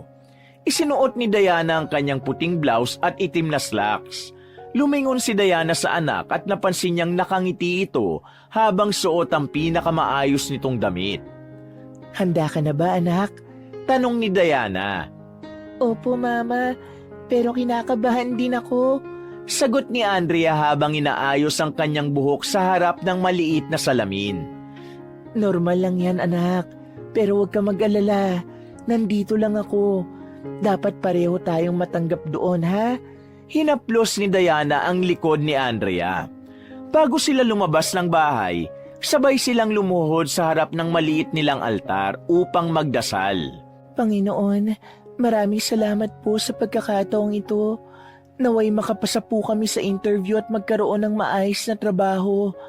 Gabayan niyo po kami. Taimtim na dasal ni Diana habang nakapikit. Pagkatapos ng kanilang panalangin, sabay silang lumabas ng kanilang apartment na puno ng pag-asa. Pagdating nila sa Grand Vista Seafood Restaurant, sinalubong sila ng security guard at dinala sa loob ng isang malinis at malamig na opisina. Doon ay isang babaeng nakasalamin at naka-uniform ang nakaupo sa harap ng desk, si Miss Rodriguez, ang mag-i-interview sa kanila. Unang tinawag ang pangalan ni Diana kaya lumabas muna si Andrea. Makalipas ang 15 minuto, lumabas si Diana na may ngiting hindi maitago.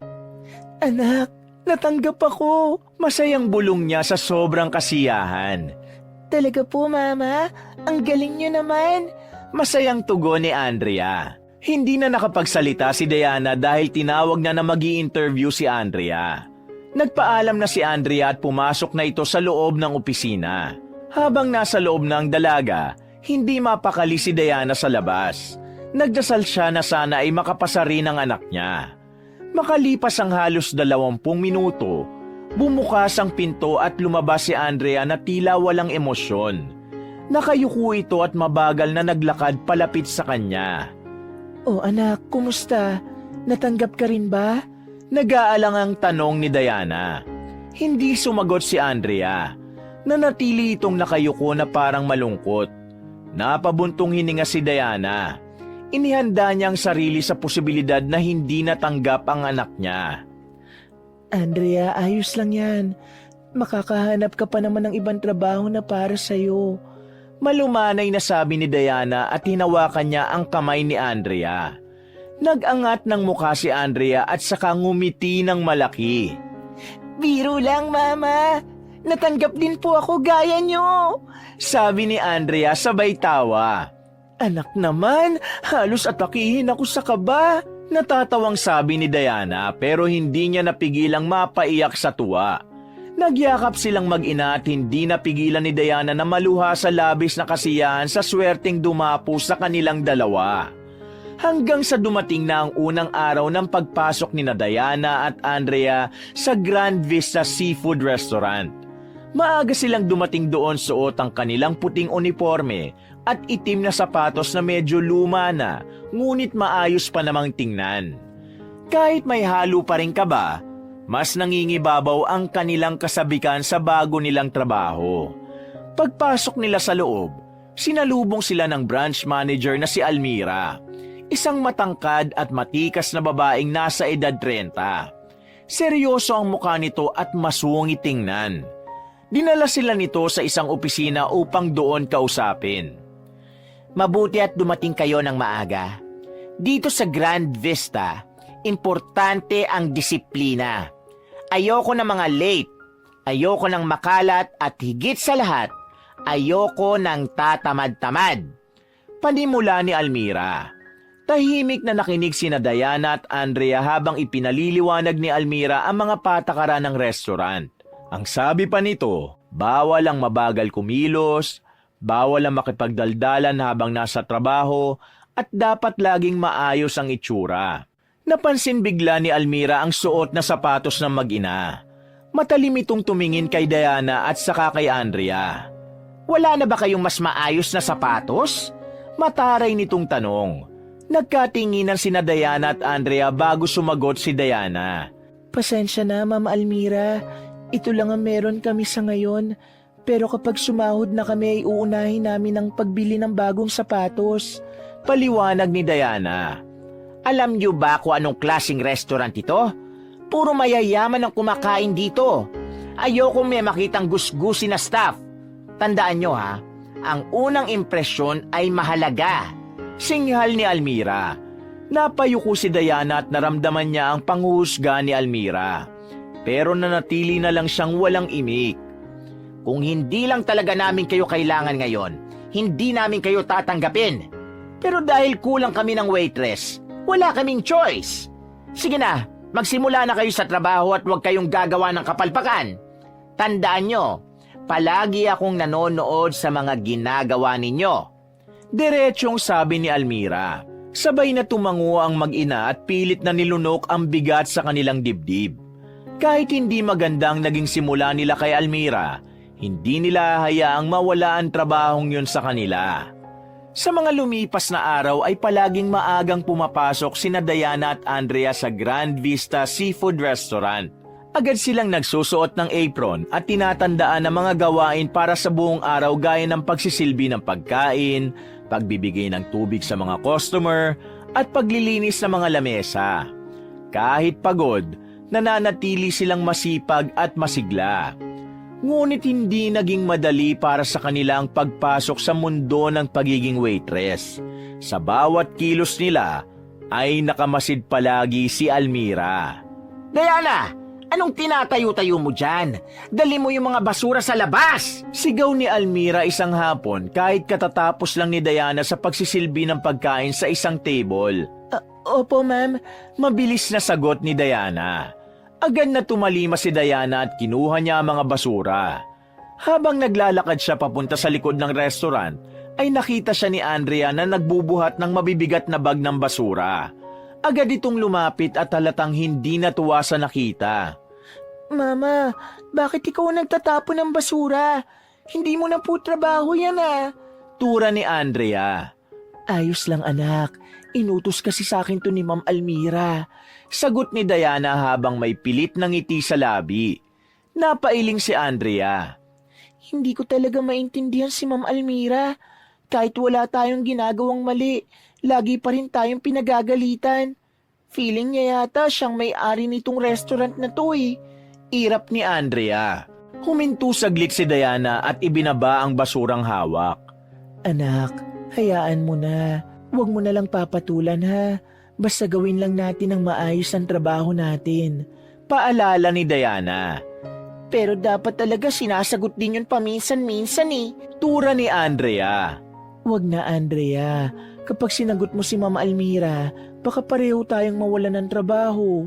Alam mo naman kung gaano kahirap ang buhay natin kapag wala tayong trabaho, di ba? Mahinahong wika ni Diana. Napakagat labi si Andrea at napipilitan itong tumango. Ngumiti muli si Diana at saka kinuha ang bag ng basura upang itapon yon sa labas ng restaurant.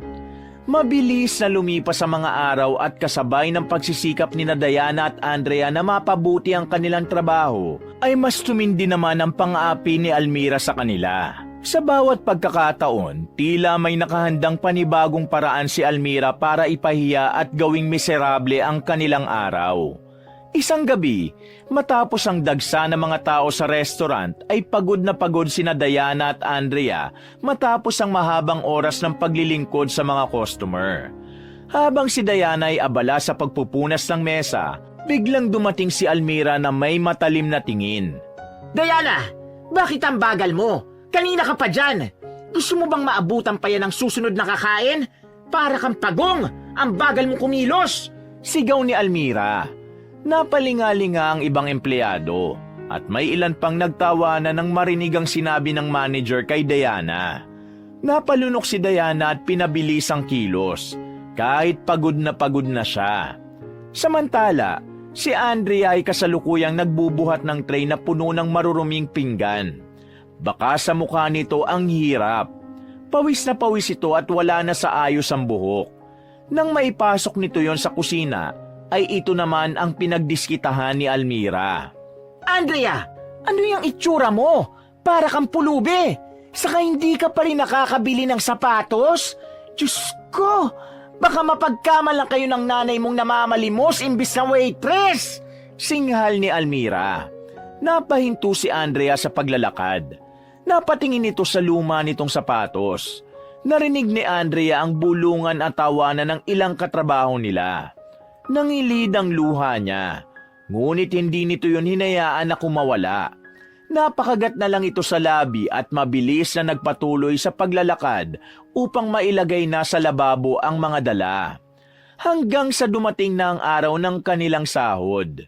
Nakaupo ang mag-ina sa isang sulok ng staff room at binilang nila ang perang natanggap mula sa kanilang unang sweldo. Napabuntong hininga si Diana habang hawak ang pera. Anak, mukhang hindi pa tayo makakabili ng sapatos ngayon. Kakapusin tayo. May mga utang tayong kailangang unahing bayaran eh.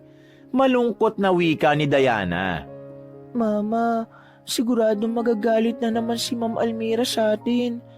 Hindi ba sabi niya kailangan na nating bumili ng bagong sapatos? Tura ni Andrea. Siguro naman maiintindihan niya tayo kung hindi pa tayo makakabili ngayon. Sagot ni Diana. Duda kung maiintindihan niya tayo. Kilala niyo po si Ma'am Almira. Masama po ang ugali nun. Ani Andrea sabay ismid. Bahagyang tinapik ni Diana ang kamay ng anak. Huwag kang magsalita ng ganyan, Andrea. Naniniwala akong lahat ng tao ay likas na mabuti. Baka may pinagdadaanan lang si Ma'am Almira kaya sa atin niya ibinubunto ng init ng ulo niya.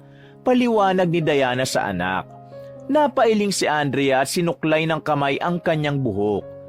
Kahit may pinagdadaanan siya, hindi pa rin tama na sa atin niya ibuntun yun. May mga sarili rin tayong problema, pero pinipili pa rin nating makisama ng maayos sa lahat. Katwira naman ni Andrea. Tahimik lang si Diana. Sa loob-loob niya, totoo naman ang sinabi ni Andrea. Hindi naman madali ang buhay nila, pero hindi nila ginagawang dahilan yon para tratuhin ng masama ang ibang tao. Pero dahil iba't iba ang paraan ng mga tao sa pagharap sa problema, kahit paano'y naintindihan pa rin niya si Almira. Isang umaga, maagang dumating sina Diana at Andrea sa Grand Vista Seafood Restaurant. Pagod pa ang katawan nila mula sa nakaraang shift. Pero wala silang pagpipilian kundi ang pumasok pa rin. Kailangan nilang kumayod para sa pang-araw-araw nilang gastusin. Pagkapasok nila sa restaurant, agad silang hinarang ni Almira sa may entrance. Nakatukod ang kamay nito sa bewang at pinasadaan sila ng tingin mula ulo hanggang paa. Napangisi ito at may halong panunuyang nagsalita. Diana, hindi ba sumahod na kayo? Bakit ganyan pa rin ang itsura ng sapatos nyo? Napalunok si Diana. Hindi na siya nagulat sa puna ni Almira. Pero hindi pa rin niya maiwasang makaramdam ng hiya lalo na't may mga katrabaho silang nakatingin habang pinagagalitan sila ni Almira. Pasensya na, ma'am. Nagkulang kami sa pera eh. Marami kaming kailangan bayaran sa bahay kaya hindi pa kami nakakabili ng bagong sapatos. Mahinahong sagot ni Diana. At ano naman ang pakialam ko sa mga gastusin nyo? Hindi ko na yung problema. Ang punto ko, dapat marunong din kayong mag-invest sa sarili nyo. Nakakahiya sa mga kumakain dito kung ganyan ang suot ninyo. Bulyaw ni Almira sa kanila. Kung problemado kayo sa sapatos namin, kayo na lang ang bumili para sa amin. Matapang na sabat ni Andrea.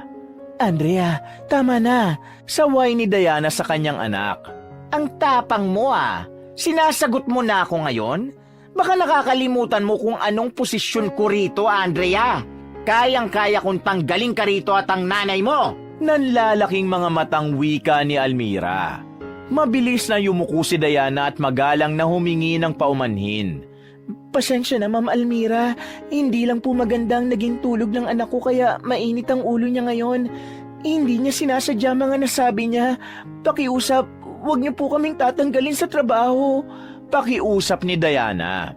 Matalim ang titig ni Almira sa kanila.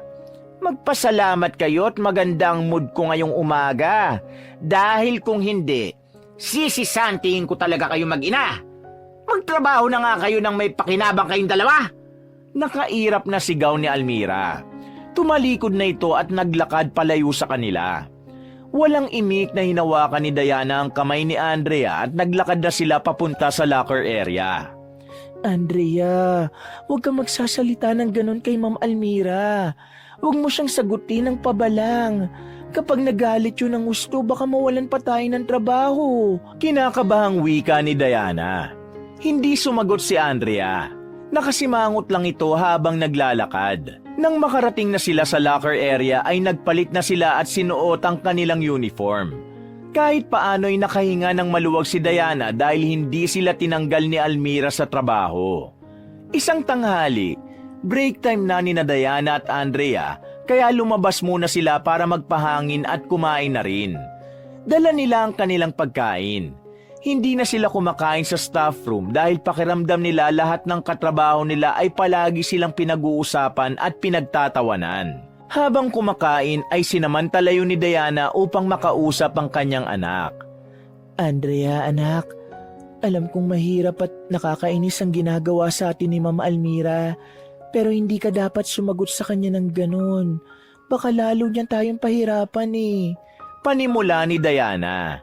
Mama, hindi po pwedeng palagi tayong bahagang buntot sa kanya. Palagi na lang ba natin siyang hahayaan?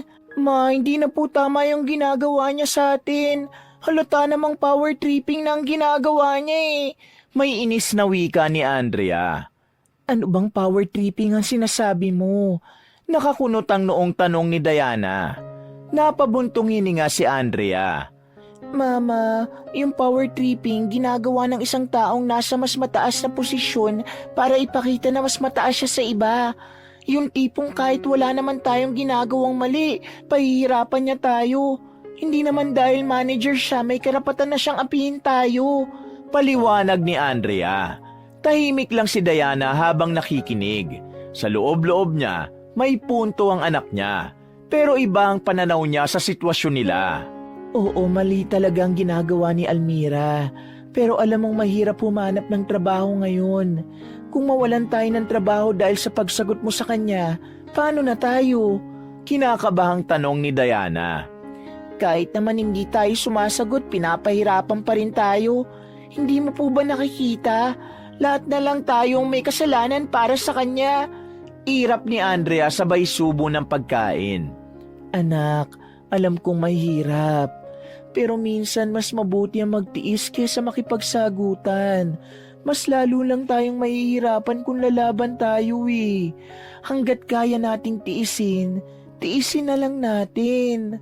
Patuloy na pangungumbinsi ni Diana sa kanyang anak. Umiling si Andrea at nagtagpo ang kanilang mga mata. Wala nang nagsalita sa kanilang dalawa at tahimik na nilang tinapos ang kanilang pagkain. Isang gabi, sa Grand Vista Seafood Restaurant ay bitbit ni Diana ang isang tray ng pagkain habang maingat na naglalakad patungo sa isang mesa ng mga customer. Subalit paglapag niya ng pagkain sa mesa, agad na sumimangot ang isang lalaki. Miss, hindi ito ang order namin Reklamo ng customer. Pasensya na po, sir. Aayusin ko po agad. Sorry po. Paghingi ni Diana ng paumanhin. Mabilis niyang kinuha muli ang plato at bumalik sa kitchen upang ibalik ang maling order. Sa kasamaang palad, nakita yun ni Almira na agad lumapit sa kanya na may matalim na tingin. Anong nangyayari? Bakit ibinabalik mo ang mga yan dito? Madiing tanong ni Almira. Nagkamali ako ng bigay na order, ma'am. Sa table 12 po yata ito. Mahinang sagot ni Diana habang ramdam ang kaba sa kanyang dibdib. Diyos ko, Diana! Nakakahiya sa customer yung katangan mo! Malakas at galit na sigaw ni Almira na para bang sinadya nitong lakasan ng pagsasalita upang marinig yon ng ibang empleyado. Nagulat si Diana nang biglang lumapit si Andrea at hinarap nito si Almira. Nagkamali lang ang nanay ko, pero hindi siya tanga. Matapang na sagot ni Andrea kay Almira. Talaga ba? Ano bang tawag mo sa isang taong hindi man lang chinecheck kung tama ang dala niya bago iserve? Hindi ba tanga? Nakakalokong ngumiti si Andrea. Bakit ikaw? Perpekto ka ba? Wala ka ba nagawang mali kahit kailan? Sagot ni Andrea. Alam mo, Andrea, namumuro ka na sa akin eh. Wala kang respeto sa nakatataas sa'yo. Duro ni Almira kay Andrea. Hindi ka naman kasi karespe-respeto. Tugon ni Andrea. Mabilis na hinawakan ni Diana ang braso ni Andrea. Anak, tama na. Ayos lang naman ako. Bulong na pagpigil niya sa kanyang anak. Pero hindi nagpatinag si Andrea at nagpatuloy ito sa pagsagot kay Almira. Bakit? Porket mas mataas ka sa amin, pwede mo na kaming bastusin? Wala kang karapatang tawagin na tanga ang nanay ko. Nagtagpo ang tingin ni Almira at Andrea. Hanggang sa malakas na itinulak ni Almira si Andrea. Susugurin sana ni Andrea si Almira pero mabilis na pumagitna si Diana sa dalawa. Nairita si Almira sa pag-awat ni Diana kaya malakas siya nitong itinulak at bumagsak sa sahig. Mama! Sigaw ni Andrea. Agad itong yumuko upang tulungan si Diana. Muling tumingin si Andrea kay Almira at nanlisik ang mga mata nito. Mabilis itong tumayo at susugurin sana nito si Almira. Pero agad na hinawakan ni Diana ang binti ni Andrea kaya napahinto ito. Tama na, anak. Pakiusap, tama na. Nagmamakaawang samon ni Diana kay Andrea. Doon tila natauhan si Andrea. Nakita nito ang pagmamakaawa sa mukha ng kanyang ina. Samantalang si Almira ay ngumiti ng nakakaloko. Lumapit ito sa mag-ina at tiningnan sila na may kasamang pangmamaliit. Kahit anong gawin nyo, mga basura pa rin kayo kumpara sa akin. Anito at bigla na lang umalis na parang walang nangyari. Nang makauwi na sina Diana sa kanilang apartment ay nangihina siyang napaupo. Habang si Andrea ay nagsimulang alisin ang pagkakapusod ng kanyang buhok. Hindi pa rin makapaniwala si Diana sa nangyari kanina. Kahit paano'y nagpasalamat siya na hindi nagkasakitan sina Andrea at Almira. Andrea, hindi ba sinabi ko na sa'yo na wag mo nang sinasagot si Almira? Bakit ba hindi ka nakikinig sa akin? Nangihinang wika ni Andrea. Hindi ko po kayang hayaan lang na bastusin ka ng gano'n ng kahit na sino, lalo na ang Almira na yon. Tugon ni Andrea sabay harap sa kanya. Pero mas maganda kung kinausap mo siya ng mahinahon. Hindi lahat ng bagay ay dapat galit ang magiging tugon mo. Paliwanag ni Diana. Hanggang kailan tayo magtitiis? Hanggang kailan natin nahayaang tapak-tapakan po tayo ni Almira? Hindi ba pwedeng lumaban po tayo kahit minsan? Napapailing na tanong ni Andrea. May tamang paraan sa paglaban, Andrea. Hindi kailangan daanin sa init ng ulo o sa pagsagot ng pabalang. Hindi pagpapakamartir ang pagpapakumbaba, anak. Ang tunay na malakas na tao ay hindi yung palaging lumalaban, kundi yung nakakaunawa kahit nasasaktan. Ang mga taong katulad ni Almira, may araw din sila. Hindi natin kailangan bumaba sa antas nila para lang ipakita na hindi tayo mahina. Tandaan mo na palagi nating piliing maging mabuti, anak. Paliwanag ni Diana sabay ngiti. Tumahimik si Andrea. Tila pinoproseso nito ang sinabi ni Diana. Ang hirap naman po niyan, ma. Hindi ko po kayang maging kasing bait ninyo. Natatawang ungot ni Andrea. Natawa si Diana at tinaplos ang buhok ng anak. Niyakap niya ito upang iparamdam na kahit anong mangyari ay magkakampi pa rin silang dalawa. Nang sumunod na gabi, matapos ang closing ng restaurant ay nagsimula ng maglinis at mag-ayos sa mga empleyado para makauwi na silang lahat. Nang matapos na ang huli nilang gawain para sa gabing yon, ay naghanda na ang iba para makauwi. Ngunit bago pa man sila makapunta sa kanilang locker area, ay biglang dumating si Almira at pumalakpak ito ng 3 beses, kaya napatingin ang lahat dito. Huwag muna kayong aalis. May kailangan pa akong sabihin sa inyo. Malakas at maotoridad na wika ni Almira na nakatayo sa gitna ng dining area at may hawak na isang papel. Agad na huminto ang lahat sa pag-alis at naghintay ng kung anong sasabihin ni Almira. Makinig kayong lahat. Kinuha ang Grand Vista Seafood Buffet para mag-cater sa isang event para sa mga VIP sa isang 5-star hotel bukas ng gabi. At pumili ako ng ilan sa inyo na makakasama sa event na yon. Panimula ni Almira. Bahagyang lumakas ang bulungan sa paligid. Kita sa mukha ng mga empleyado ang kasabikan at lahat ay umasang mapili para sa trabahong yon dahil siguradong meron yung dagdag na sweldo. Napangiti si Diana. Isang malaking bagay yon para sa kanila ni Andrea. Lalo pat kailangan nila ng dagdag na pera para sa gastusin sa bahay. Siyempre, dahil hindi basta-bastang event yon ay hindi lang basta-basta ang isasama ko. Dapat presentable kayong lahat at hindi nakakahiya sa mayayamang taong a-attend doon. Tura ni Almira sabay tingin kina Diana at Andrea. Alam ni Diana na sila ng anak niya ang pinaparinggan ni Almira. Ramdam niyang may halong pangmamaliit ang sinabi nito. Pero hindi siya nagsalita. Mas pinili niyang manatiling tahimik.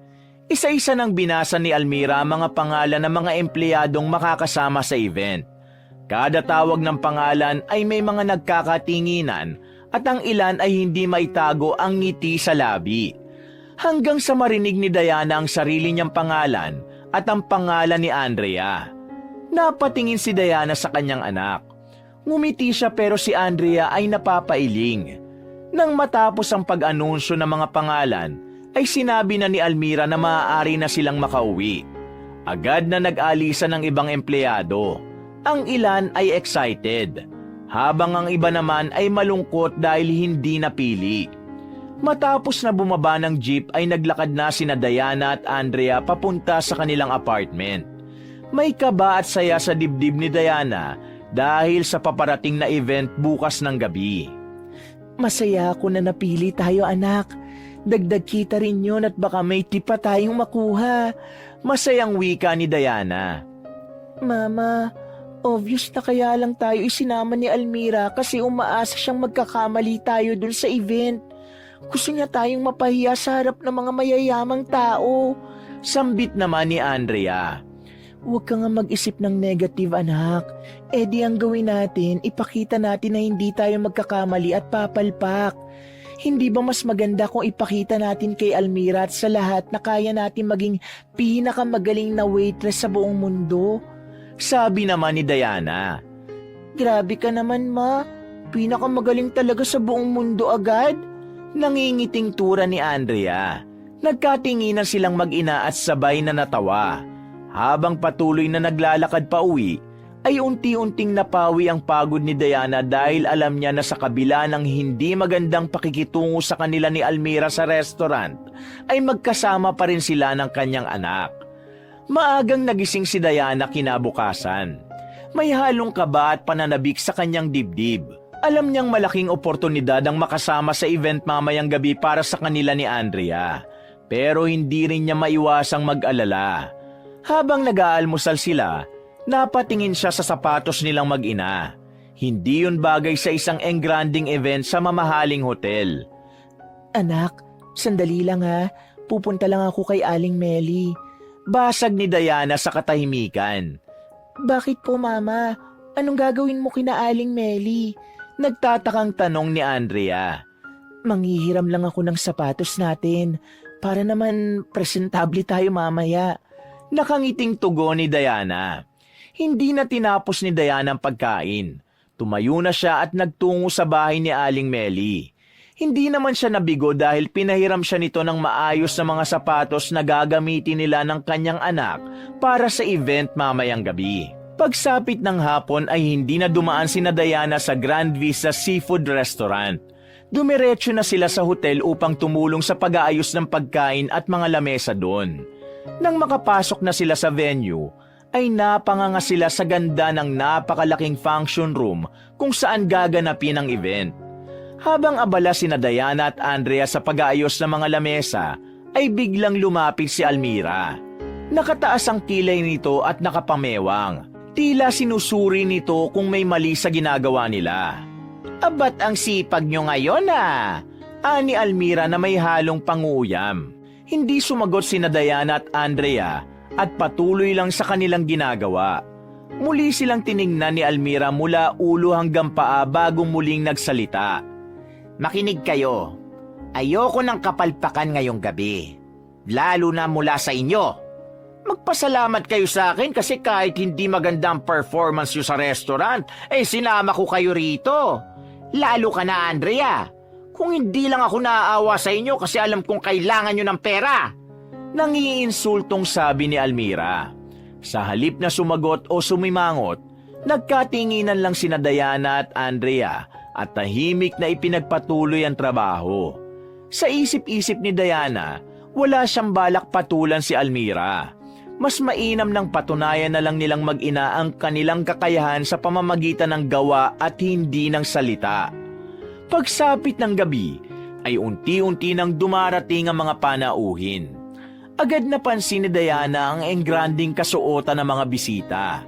Ang mga lalaki ay ibinida ang kanilang mamahaling suit, habang ang mga babae naman ay nakasuot ng napakagagandang nightgown. Bakas ang yaman sa kilos at pananalita ng bawat isa. Habang pinagmamasdan ni Diana ang mga taong dumarating, ay saglit siyang naglakbay pabalik sa nakaraan. Noon ay naging bahagi siya ng ganoong mundo. Ilang event na rin para sa mayayaman ang nadaluhan niya. Pero matagal niya nang tinanggap ang katotohanan na hanggang alaala na lang ang buhay na yon. Isang matalim na buntong hininga ang pinakawala ni Diana bago tuluyang ibinalik ang atensyon sa trabaho. Makalipas ang ilang sandali, ay naging abala na mga waiter at waitress sa pag-serve ng pagkain. Sa entablado, isang host ang umiti at nagsalita. Ngayong gabi, bibigyan natin ng parangal ang mga business owner na patuloy na tumutulong sa iba't ibang charity foundations. Nagpalakpakan ng mga bisita. Habang patuloy ang programa ay mas naging abala si Diana at ang iba pang katrabaho niya sa pagsisilbi sa mga bisita. Siniguro niyang maayos ang lahat at hindi niya hinayaan na may makitang mali si Almira sa kanya. Makalipas ang ilang sandali, ay mas lalong naging abala sina Diana sa pagsisilbi sa mga panauhin. Ang paligid ay punong-puno ng mga kilalang negosyante at personalidad. Sa bawat sulok ay may mga waiter at waitress na nagdadala ng masasarap na putahe. At isa na ron si Diana na bitbit ang isang tray na puno ng seafood dishes. Meron doon mga malalaking lobster, sugpo, at iba pang mamahaling pagkaing dagat. Maingat siyang naglakad sa pagitan ng mga lamesa at sinisiguro niyang hindi siya matatalisod o mababangga ng kahit sino. Alam niyang kailangan niya maging perpekto sa trabahong yon, lalo na at alam niyang nanonood si Almira. Habang maingat na naglalakad si Diana, ay biglang lumapit si Andrea sa kanya. Mama, alam mo bang nandito pala yung owner ng restaurant kung saan tayo nagtatrabaho? Narinig ko lang sa ibang waiter. Bulong ni Andrea sa kanya. Totoo ba yan? Nanlalaki ang mga matang tanong ni Diana. Tumango si Andrea. Opo, baka po tinitignan niya kung maayos tayo magtrabaho. Tura ni Andrea. Napabuntong hininga si Diana at ngumiti. Kung ganon, lalo nating kailangan pagbutihin ha. Dapat hindi tayo mapahiya. Oo nga po, ma. Sige na, ingat ka po ha. Bumalik na po tayo sa pagtatrabaho. Sabi ni Andrea sabay ngiti. Ngumiti rin si Diana bago muling nagpatuloy sa paglalakad. Ramdam niya ang kaba, pero mas nanaigang determinasyon niyang ipakita na karapat-dapat siya sa trabahong yon. Ngunit sa isang iglap, bigla niyang naramdaman ang pagtama ng isang paa sa kanyang paa. Dahil doon ay natalisod siya at nawala ng balanse. At sa isang iglap, bumagsak siya sa sahig. Kasabay ng pagbagsak niya ay ang pagtapon din ng tray na dala-dala niya.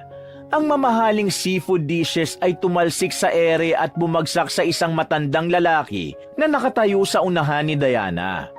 Napahinto ang mga tao sa ballroom at biglang namayani ang katahimikan. Lahat ng mata ay nakatuto kay Diana na nakaluhod sa sahig. Namutla siya sa labis na kahihiyan. Sa gilid ng kanyang paningin, nakita niyang nagpipigil ng ngiti si Almira na tila nasisiyahan sa kanyang sinapit. At pagkatapos ng ilang segundo ng nakakabinging katahimikan, ay narinig niya ang boses ni Almira. Diyos ko, Diana, ano ka ba? Napakabobo mo! Tignan mong ginawa mo! Pasigaw na sabi ni Almira. Nanginig si Diana sa kahihiyan. Ramdam niya ang matatalim na titig ng mga bisita na nakatuon sa kanya. Ang ilan sa kanila ay nagsimula ng magbulungan at may ilan pang halatang pinipigil ang pagtawa. Mabilis namang lumapit si Andrea at inalalayan si Dianang makatayo. Ma, ayos ka lang po ba? Tanong nito na may kasamang pag-aalala. Ngunit bago pa makasagot si Diana, ay nakita niyang biglang nag-iba ang ekspresyon ni Almira nang makita nito ang matandang lalaki na natapunan ni Diana ng seafoods. Ang mamahaling kasuotan nito ay punong-puno na ng mantika at sarsa ng seafood. Nanlamig si Diana sa nakita. Pakiramdam niya ay bumigat ang kanyang katawan at tila gusto niyang lamunin na lang siya ng lupa. Diana, wala ka talagang utak. Alam mo ba kung sino ang tinapunan mo ng pagkain?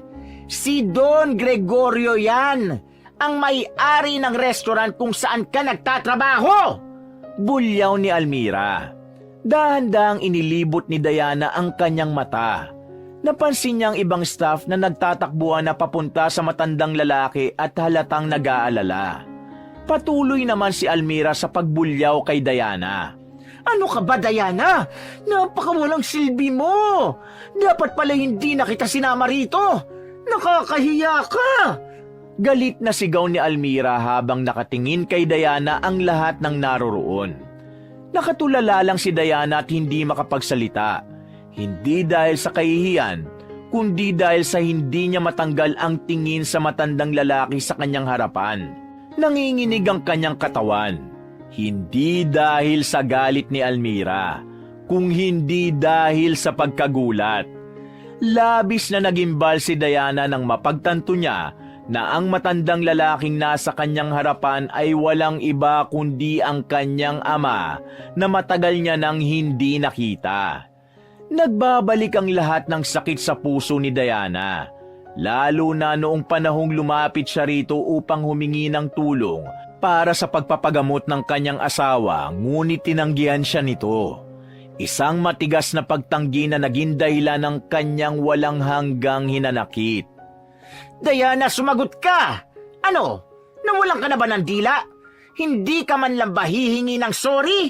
Patuloy na bulyaw ni Almira na halatang nabubwisit na sa pananahimik ni Diana. Ngunit bago pa man makapagsalita si Diana, ay hinablot ni Almira ang isang babasaging pitchel mula sa mesa at walang alinlangang ibinuhos ang malamig na tubig kay Diana. Napasinghap si Diana habang ang tubig ay bumalot sa kanyang katawan. Dumaloy ang tubig mula sa kanyang buhok hanggang sa kanyang katawan.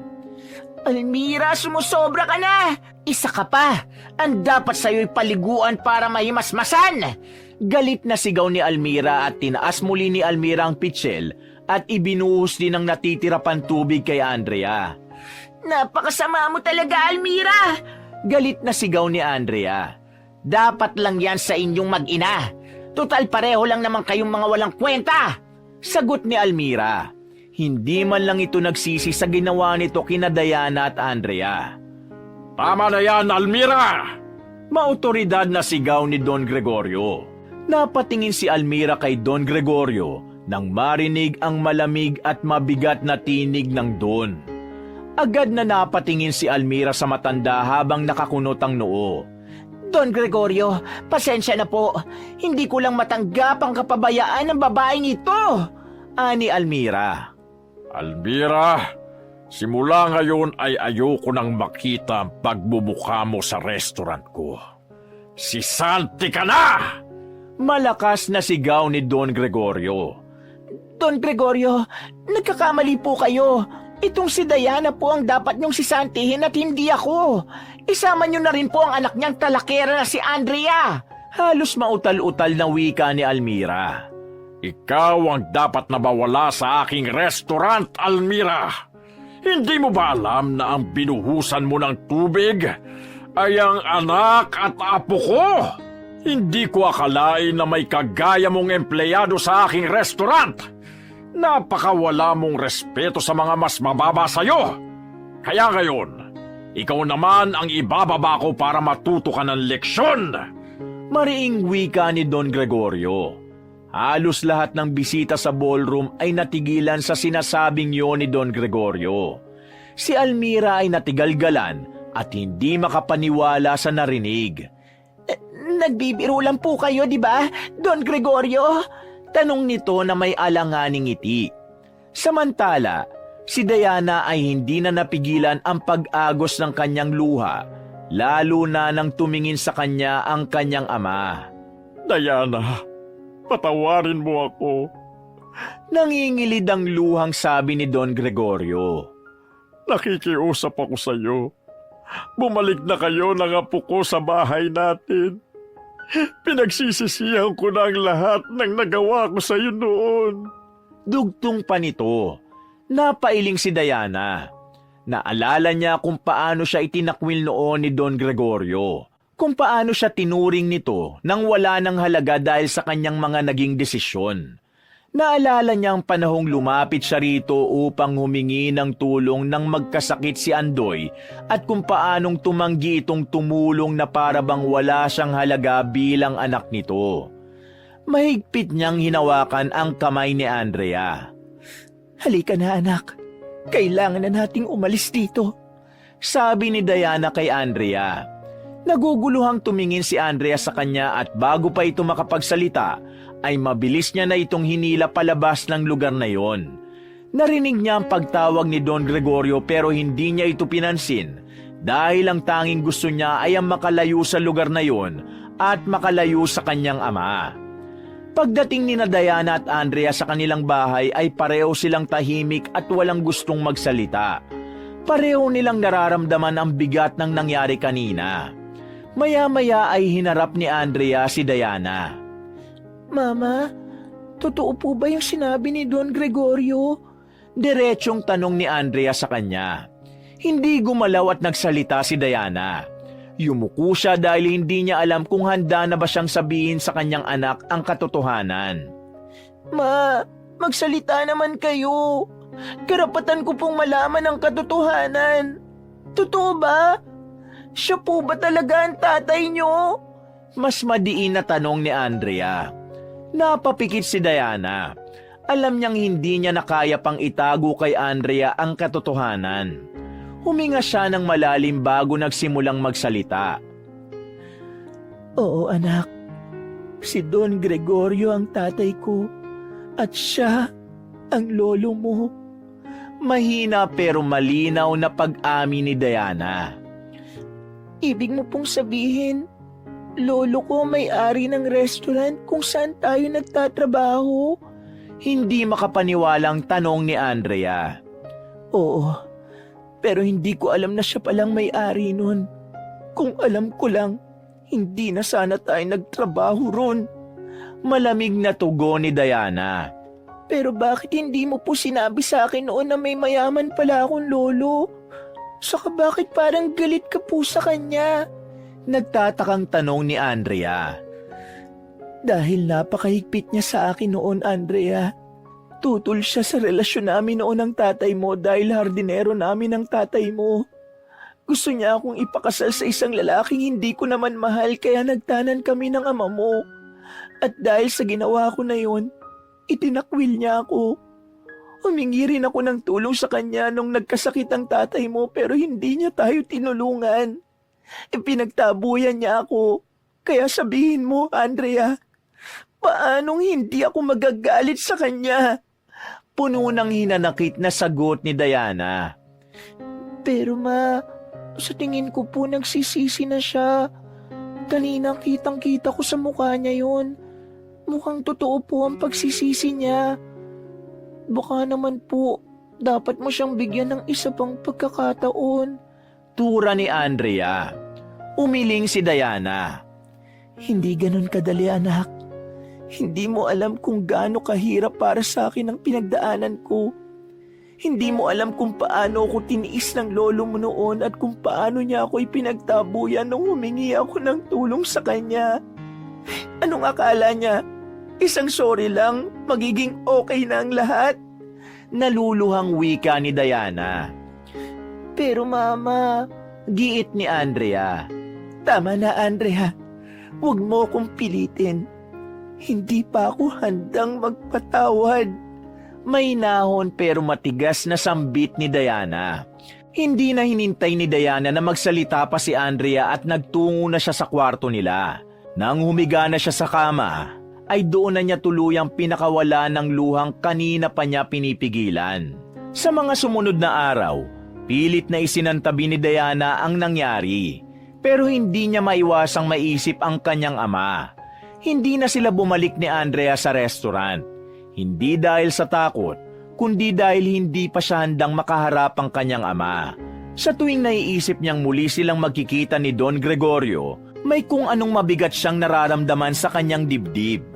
Sa kabila ng lahat, tila naunawaan naman ni Andrea ang damdamin ni Diana. Hindi na siya nito tinanong tungkol sa lolo nito, bagamat ramdam ni Diana na gusto nitong pag-usapan ang bagay na yon.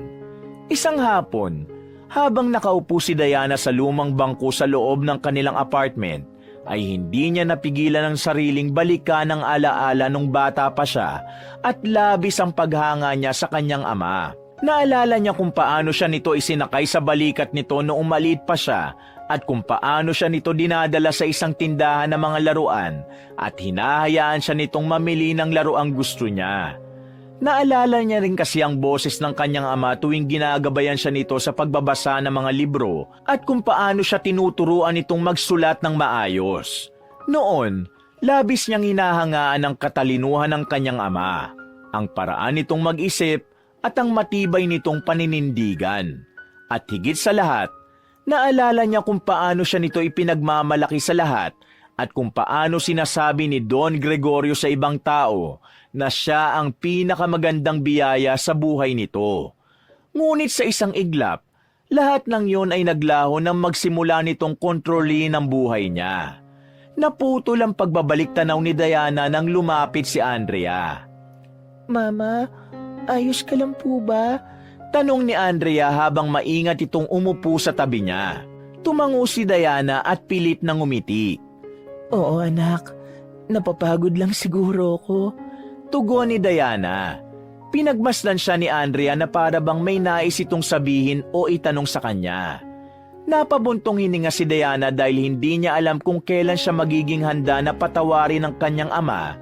Pero sa kaloob-looban niya ay naroon ang pagnanais na muli niyang makasama ang kanyang ama. Kung kaya lang niyang burahin ang sakit ng nakaraan, matagal na sana niya yung ginawa. Isang umaga, sumapit na ang kaarawan ni Diana. Maaga siyang nagising at naisip niyang maghanda kahit papano. Nagdesisyon siyang maghanda ng kahit simple. Naisipan niyang magluto ng pansit sa araw na yon. Matapos maligo at magbihis ng simpleng duster, ay dumiretso siya sa palengke upang bumili ng mga sangkap para sa lulutuin niyang pansit.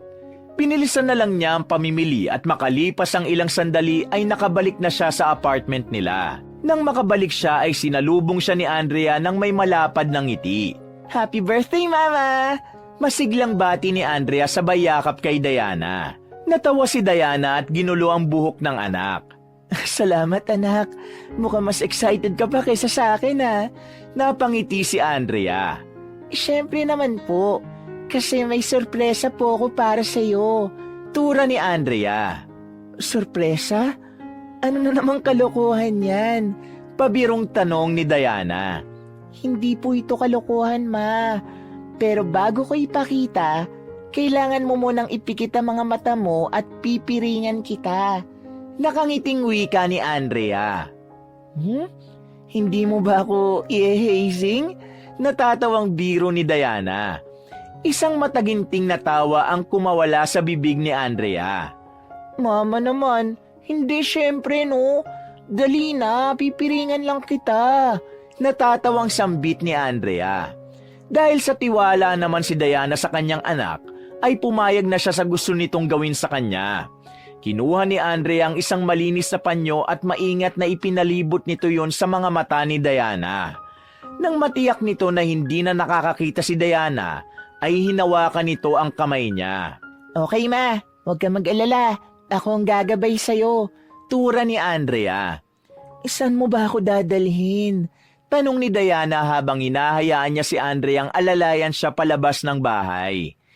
Hindi na surprise kung sasabihin ko. Natatawang sagot ni Andrea.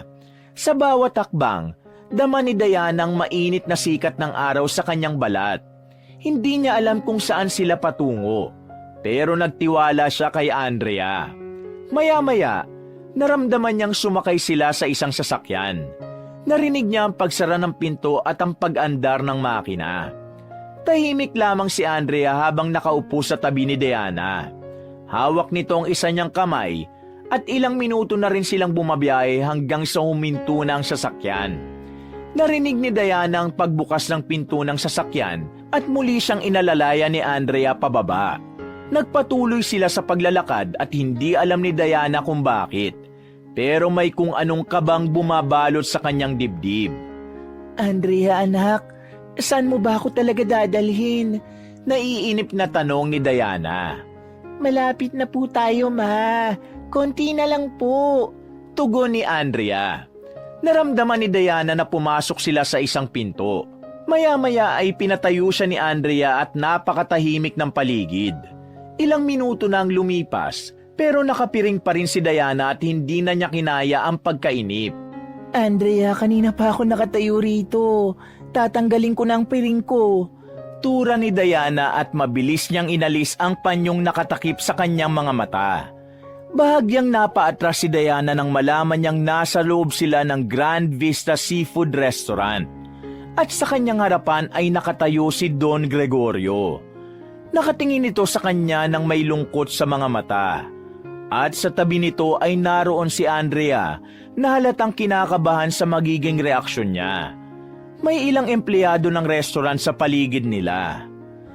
Sinasabi ko na nga ba't isa na naman itong kalukuhan eh. Andrea, tara na. Umuwi na tayo. Naiinis na sabi ni Andrea at hinawakan niya sa kamay ang kanyang anak. Mama, hindi po tayo aalis. Panahon na para makausap mo si Lolo. Tutol ni Andrea. Natigilan si Diana. Unti-unting napuno ng galit ang kanyang puso habang nakatingin sa kanyang ama. Bakit mo ito ginawa, Andrea? Sinabi ko na sa'yo na ayoko na siyang makita. Singhal ni Diana. Ma, ilang araw na po kami nagkikita ni Lolo. Kaya alam ko na labis na siyang nagsisisi. Hinanap niya tayo pero hindi niya tayo mahanap. At ngayong nandito na siya, please ma, bigyan mo naman po siya ng chance na makausap ka. Sabi ni Andrea. Diana, anak, hindi na ako magdadahilan sa mga nagawa kong pagkakamali sa iyo. Alam kong lahat ng ginawa ko noon sa iyo ay dulot ng pagiging makasarili ko at kagustuhan na makontrol ka gaya ng iba mong kapatid. Lumuluhang wika ni Don Gregorio. Humahakbang ito papalapit, ngunit nanatiling matigas ang tingin ni Diana. Hindi nagsalita si Diana at nagpatuloy ang kanyang ama sa pagsasalita. Matagal ko kayong hinanap dahil gusto kong magkaayos tayo. Alam kong huli na ang lahat para itama ang lahat ng mali ko. Pero sana, pagbigyan mo kong maging ama mo sa mga nalalabi kong araw dito sa mundo. Puno ng sinseridad na turan ni Don Gregorio. Napapikit si Diana. Daman niya ang pagiging puro sa bawat salitang binibitiwan ng kanyang ama. Ngunit ang mga alaala ng nakaraan ay bumabalik din sa kanya. Ang sakit, ang pagtatakwil, at ang pagkawala ng lalaking kanyang minahal. Akala mo ba ganun lang kadali ang lahat? Naluluhang tanong ni Diana. Napayuko si Don Gregorio at tuluyan na itong napahagulgol. Mama, alam kong walang pwedeng magdikta kung kailan maghihilom ang sugat sa puso mo. Pero hindi maghihilom ang sugat na yan kung hindi ka magpapatawad. Sambit ni Andrea habang lumuluha na rin. Hindi nakasagot si Diana. Muli niyang tiningnan si Don Gregorio at doon niya napansin na matanda na ito. Hindi na ito kasing tikas ng dati at maputi na ang buhok nito. Ayaw man niyang aminin pero alam niyang bilang na ang araw nito. Nakaramdam siya ng takot na baka mawala ito nang hindi man lang sila nagkakaayos. Diana, araw-araw kitang iniisip. Noong itinakwil kita, inakala kong kaya kong mabuhay nang hindi ka kasama. Pero hindi pala. Araw-araw akong pinahihirapan ang aking konsensya. Hindi ako naging mabuting ama sa'yo. At wala akong karapatan para humingi ng tawad. Pero nandito pa rin ako. Nagbabakasakali na sana. Kahit papano'y mapatawad mo pa ako. Nagmamakaawang wika ni Don Gregorio. Napahagulgol na rin si Diana hanggang sa lumapit siya rito at niyakap niya ito ng mahigpit. At sa unang pagkakataon sa matagal na panahon, naramdaman niya ang init ng yakap ng isang ama. Matagal silang nagyakapan habang umiiyak. Pinakawalan nila ang lahat ng sama ng loob at sakit na matagal nilang kinimkim. Nakita ni Diana ang saya sa mukha ni Andrea habang umiiyak at pinanonood silang mag-ama. Ang ilang empleyado ng restaurant ay naluluha na rin habang nakatingin sa kanila.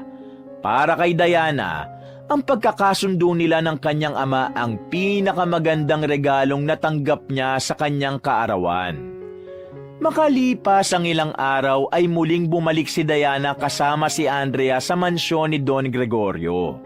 Sa unang pagkakataon matapos ang mahabang panahon, naramdaman niya ang katahimikan sa kanyang puso. Isang kapayapaang matagal niyang inakala na hindi niya na mararamdaman muli. Hindi na siya alipin ng puot at hinanakit. Sa halip, pinili niyang palayain ang sarili mula sa bigat ng nakaraan. Mula noon, tiniyak niyang bawat araw na lilipas ay magiging mahalaga para sa kanilang lahat. Nagpatuloy sa kanyang pag-aaral si Andrea. Samantala, ipinagkatiwala naman ni Don Gregorio kay Diana ang pamamahala ng Grand Vista Seafood Restaurant. Nagamit ni Diana ang kanyang talento sa negosyo. Hindi na niya muling nakita si Almira, ngunit wala na siyang galit para rito. Sa halip, hiniling na lamang niya na sana ay natuto na rin ito mula sa kanilang pinagdaanan. Sa huli, natutunan ni Diana na ang pagpapatawad ay hindi para sa taong nakagawa ng pagkakamali sa kanya. At sa pagbabalik niya sa piling ng kanyang mahal na ama, natutunan niyang ang pamilya, gaano man katagal na wasak, ay posible pa ring mabuong muli kung hahayaan lang niya na maghilom ang sugat sa kanyang puso at kung pagmamahal at pagpapatawad ang kanyang paiiralin. Wakas!